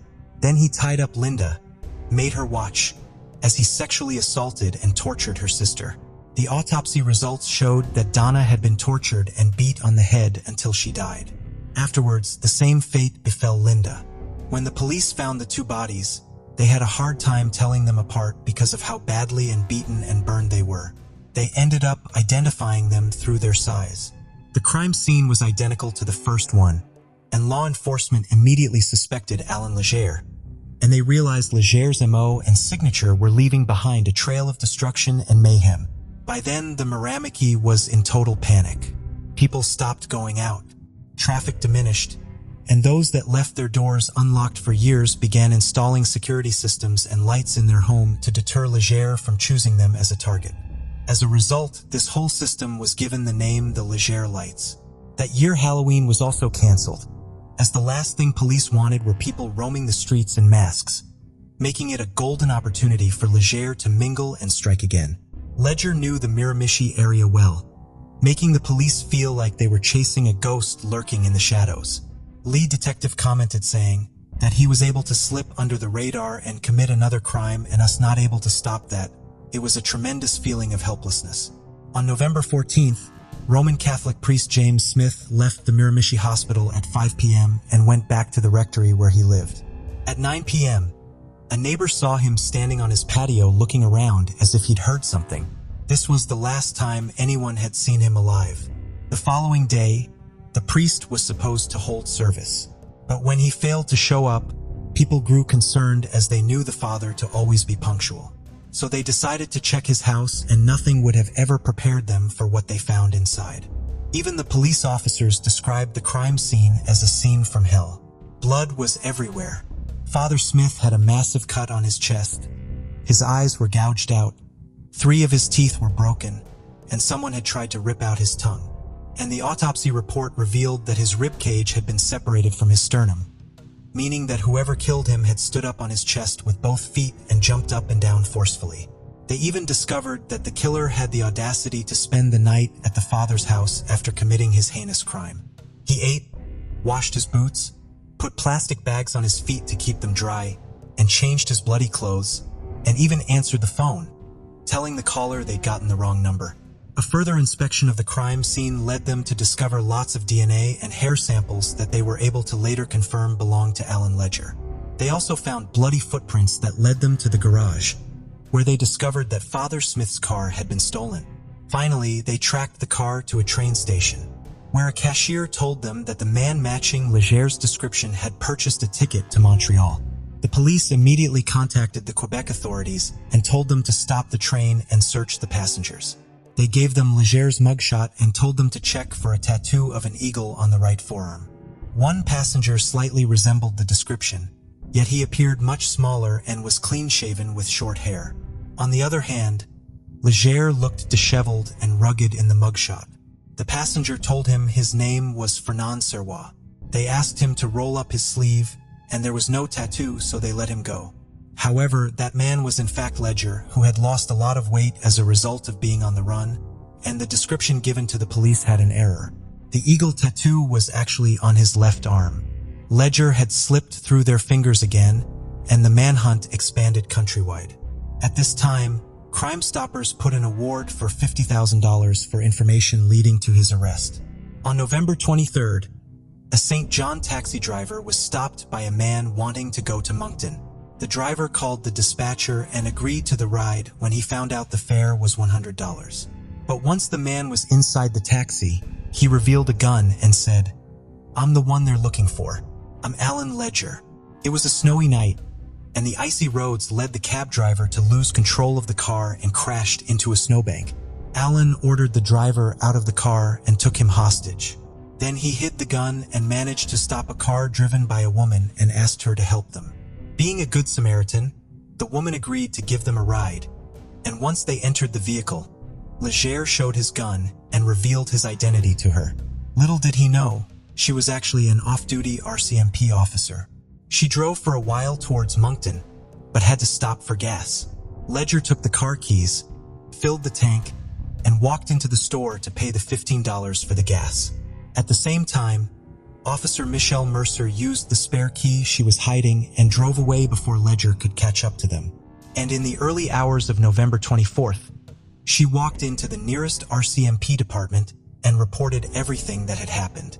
They wasted no time setting up roadblocks and sent officers to the streets. Leger told the trucker to use the back road, thinking that by doing this he was going to avoid the police. However, that alerted another trucker, who knew that large trucks couldn't use those back roads, and he notified police, and they managed to catch up with the truck after a 30-minute chase. Some law enforcement had expected a gun show, but once cornered, Alan Leger tossed the gun out of the window, raised his arms, and surrendered without any resistance. Al Leger wanted to be perceived as a strong, powerful, and competent man, but he could only display his violence and aggression towards people weaker than him, and he wasn't willing to fight several armed officers. On August 13, 1990, Leger was sentenced to 9 years for his escape and the kidnapping of Peggy Olive. They were to be served concurrently with the original life sentence he received for the Glendenning murder, where DNA evidence was admitted to the courts for the first time in Canadian history.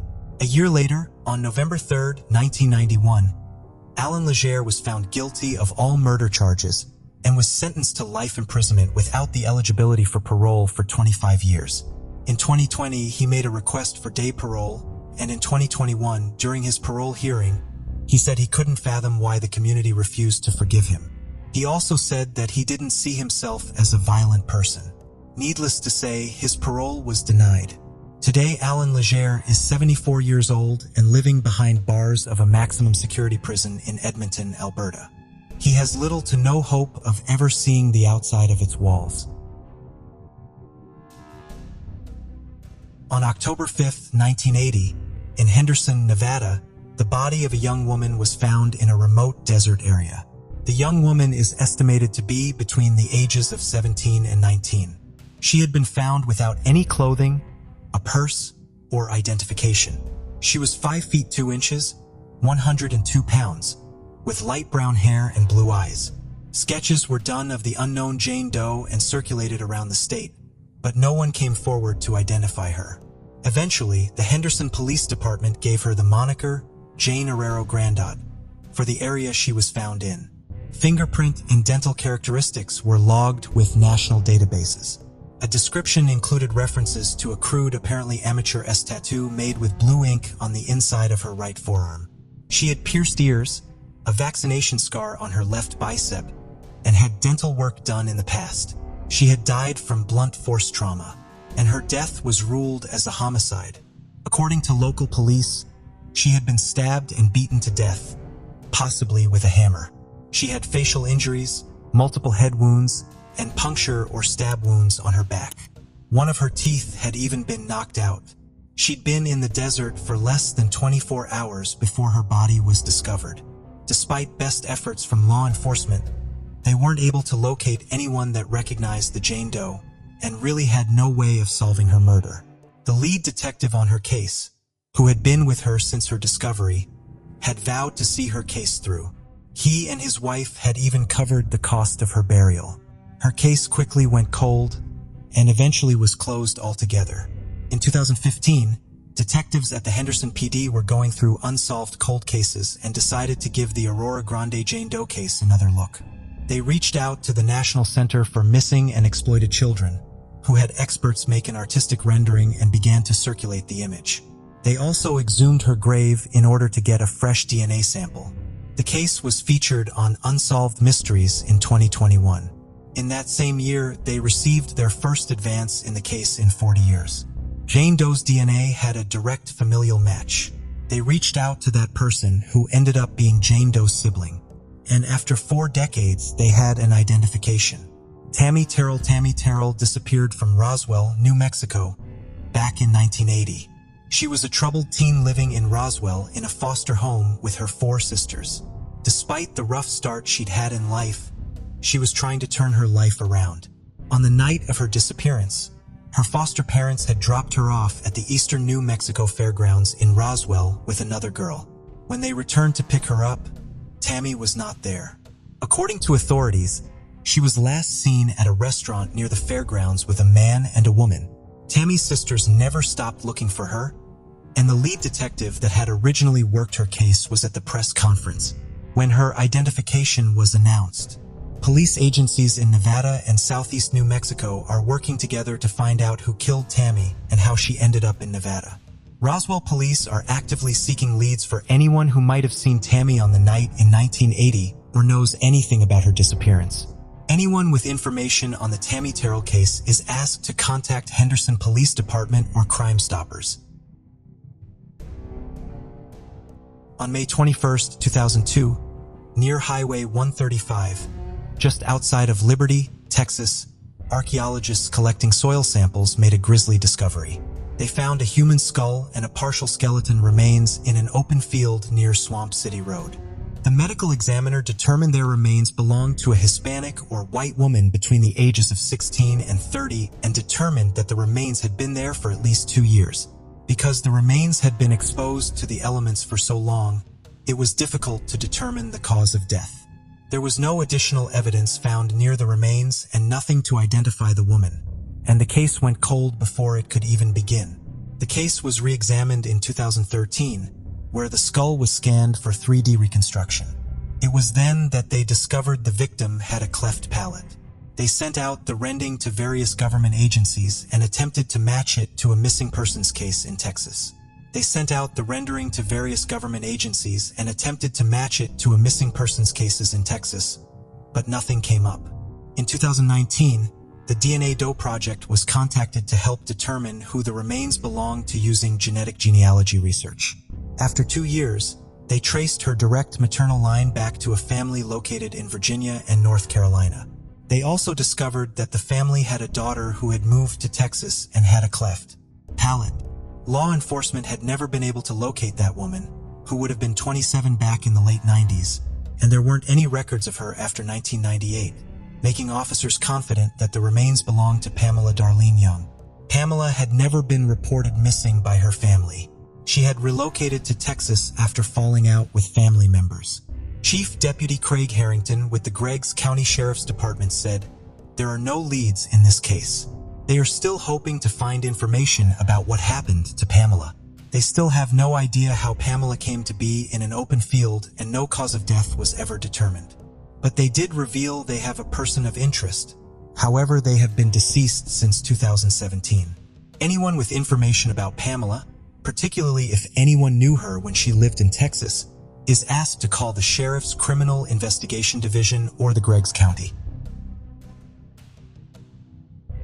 On April 8, 1981, a young woman's body was found near the Pima County Fairgrounds in Arizona by a group riding off-road vehicles. Her body had been dumped along a dirt road. Detectives said it appeared that the woman had been sexually assaulted and suffered a violent death. She had been in the desert for a couple of days before she was discovered. No identification could be found for the young woman. She was described as blonde with delicate facial features, 18 to 20 years old, 5'3" and a small frame. She was wearing a navy blue blouse with red sleeves and a floral print, blue jeans, white ankle socks with pom-poms, and brown suede shoes. 2 jackets were also found near her body. One a blue denim with red and white stripes on the cuffs and collar, and the other a blue rain jacket. They did a sketch of the woman, but no one came forward, and she was given the name Pima for 3 decades. That was all she was known as. In 2012, detectives decided to reopen her investigation and gather new evidence. Her body was exhumed, DNA evidence was taken, and investigators also took the opportunity to create a 3D rendering of her skull to get a better idea of what she may have looked like. In 2014, it was determined that the reconstruction closely matched a potential unknown victim from an inmate in Arizona. John Kalhauser, who was serving 26 years and had taken a no-contest plea regarding his wife's disappearance. The photograph had been in his wallet when he was arrested, and he would never reveal who the young woman was. Law enforcement paired the photograph with the reconstruction and sent it through social media all over the country, hoping someone would recognize her. Eventually, cold case detectives got in contact with Bill Giroux, who thought the reconstruction might be his sister. He wanted to get ruled out, still hoping his beloved sister was still alive. 20-year-old Brenda Giroux had been missing since 1981. She had left on a road trip with her boyfriend, John Kalhauser. Bill and Brenda had grown up in foster care, and they were all each other had for a family. Brenda was a few years older than he was, and he remembered how mad he was when Brenda told him she was going to California. He didn't want to be left behind, but Brenda assured him she wasn't going to abandon him. The two had kept in contact for the first few weeks after she left. She'd called him first from New Mexico, and she sent him an envelope of turquoise. Her last call had been from Arizona, where she had seemed upset, and told Bill that she was coming home. When he asked what was wrong, she didn't say. It had been a short call, but she told him that she loved him before hanging up. That was the last time Bill spoke to his sister. The envelope of turquoise she had mailed him arrived several weeks later. Over the years, Bill had made several attempts to find his sister, when law enforcement didn't file a police report believing she wasn't a missing person. Another attempt informed him that they had made contact with Brenda, and that she didn't want to be in contact with him, which had crushed him. To now know that after all these years she had been deceased was heartbreaking, but Brenda hadn't willingly left him behind. DNA confirmed Pima County Jane Doe was Brenda, and law enforcement brought that to John Kalhauser, who refused to acknowledge he knew Brenda. Bill said that he didn't know that John Kalhauser was a convicted murderer, and he thought Brenda didn't know either. He served 7 years in prison for killing a man when he was only 17. He had also shot the lover of his fiancée in 1979. That man had survived 3 gunshot wounds, and Kalhauser had been charged with armed assault with intent to murder. He was out on bond when he met Brenda. The two had met in a bar that Brenda was working at. Eventually, he convinced her to take a trip with him to California, but what he didn't tell her was that he was skipping out on his parole. Bill remembered his final goodbye with Brenda. She had jumped on the back of Kalhauser's motorcycle and the two set off. John Kalhauser stayed in Arizona. He started going by the name Donald Stechy, which had been the name of a classmate he'd gone to school with in elementary school. He got married to Diane Van Reeth, and the couple had 2 children together. In '95, Diane filed for divorce and sole custody of the children. On August 10, 1995, Diane left home from work and was never seen again, and it was then discovered that he was going by an assumed name. When law enforcement connected him to his real name, they found the warrant in Massachusetts for his arrest.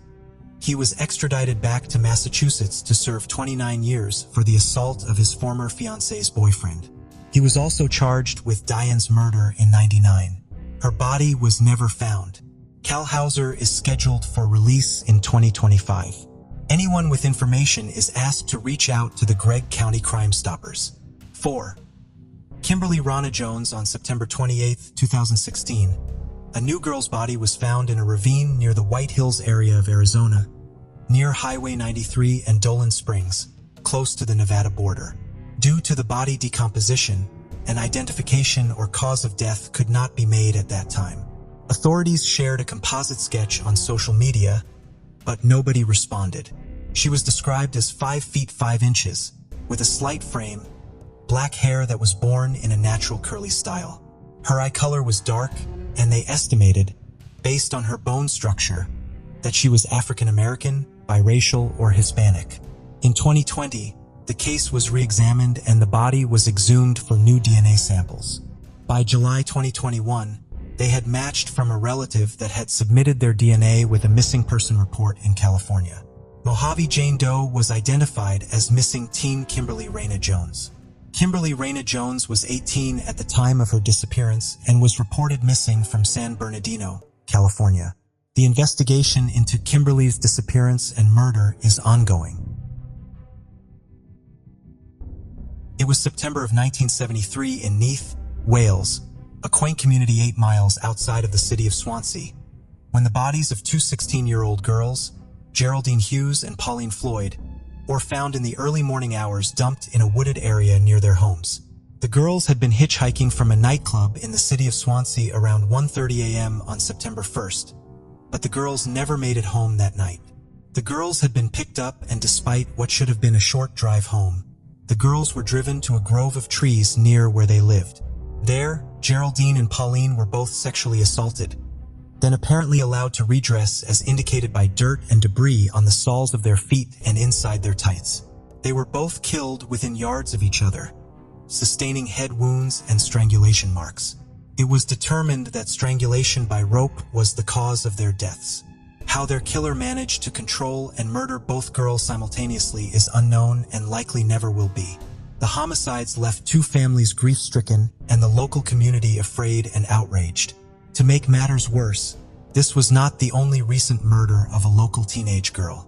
Just a few months earlier, in July of 1973, 16-year-old Sandra Newton had been found dead in Neath, her body dumped in a culvert near the mountain roadway.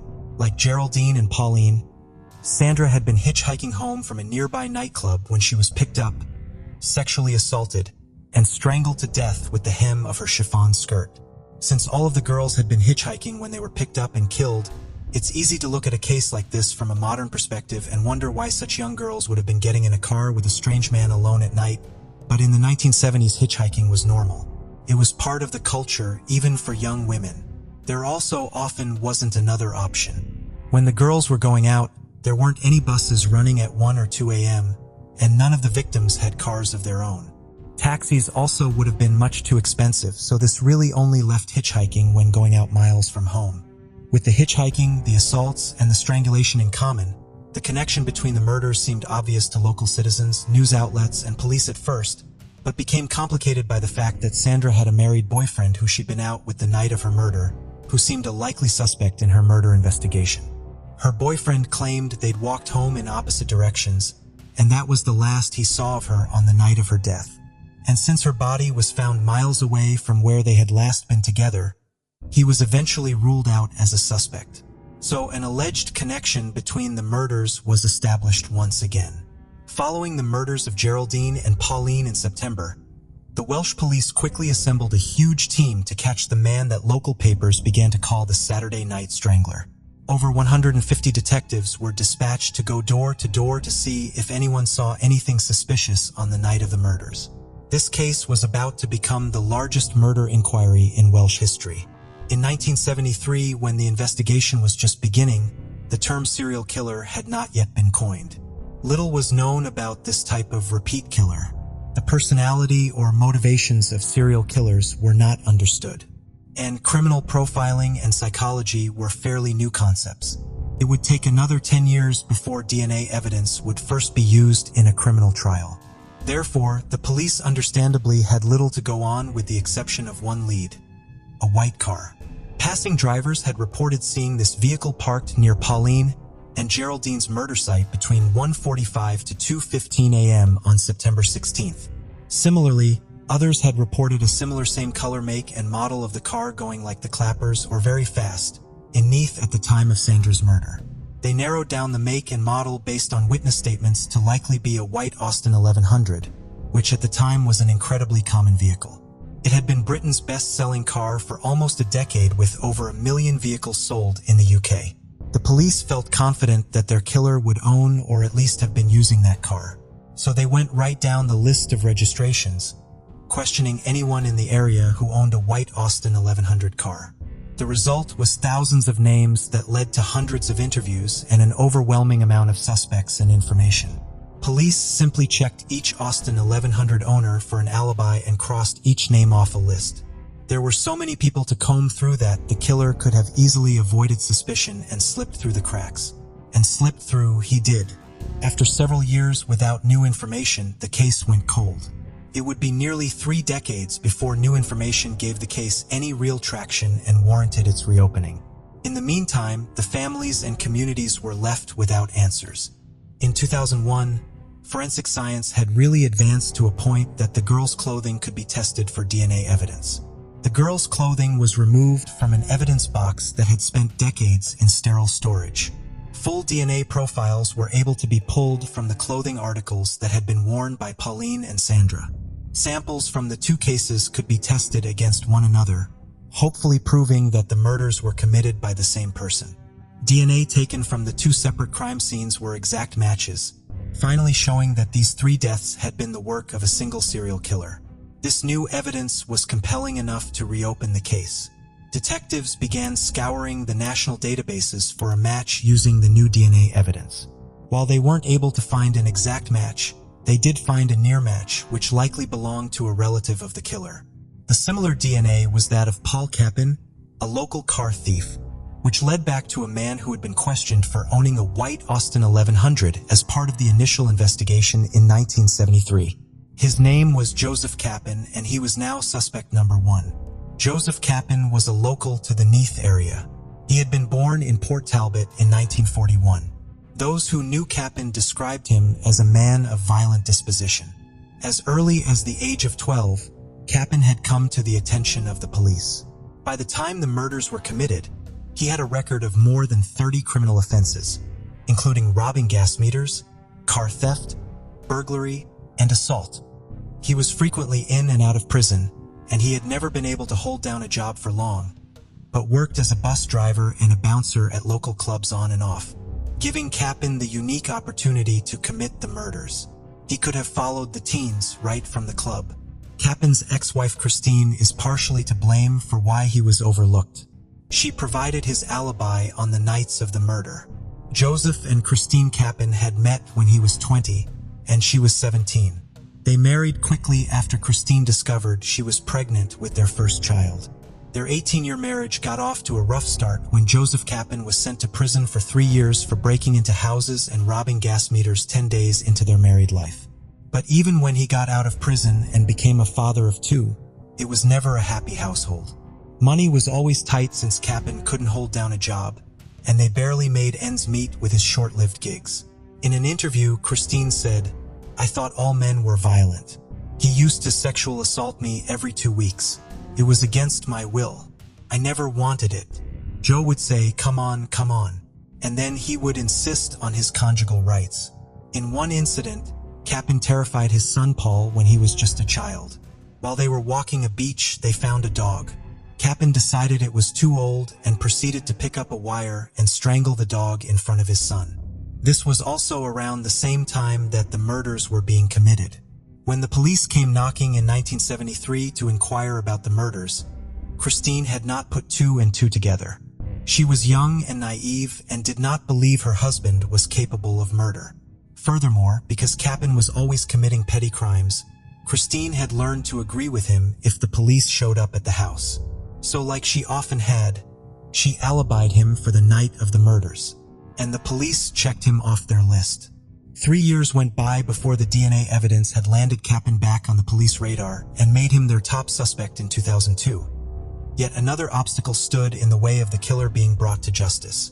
Capin had died of lung cancer at only 48 years old in 1990.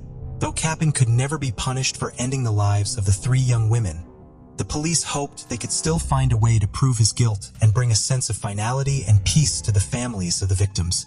In 2003, police found a way to do just that when they received permission to exhume Capin's body, extract a sample of his DNA, and test it against the samples found on the girls. When they did so, they received the answer they had been looking for and finally proved that Joseph Capin was the man who sexually assaulted and killed Sandra Newton, Geraldine Hughes, and Pauline Floyd in July and September of 1973. Capin was the first person to be identified after death as a serial killer through familial DNA profiling. The conclusion of this case was not only a milestone in DNA profiling, but it brought answers to the 3 families of the girls who had never thought they would live to see their daughter's killer identified. We have relived what Geraldine must have gone through every night for nearly 30 years. Now we know for certain who killed our daughter, and we can finally find some peace. We took flowers to Geraldine's grave and had a few quiet words with her, and we felt we had put her to rest properly. In addition to the murders in 1973, Capin is also being investigated for the murder of Maureen Malky, who was aged 23 and was strangled and killed in 1976. There were also several sexual assaults in areas he lived in and worked in that are being investigated to see if there's a connection. Joseph Capin had been Wales' first serial killer. Cold case detective Dr. Colin Dark said in a statement to media, "After all these years of questions, suppositions, and heartaches to the girls' families, we got our man at last. Thank you for joining us on this journey into the depths of unsolved mysteries." Cold cases not only challenge our understanding of the past, but also ignite our curiosity and determination for answers. Remember to subscribe to stay updated on our latest investigations. And if you have any information regarding the cases we've covered, don't hesitate to reach out. Together, we can shed light on the shadows of the past and bring closure to those who seek it. Until next time, stay vigilant, stay curious, and never stop seeking the truth.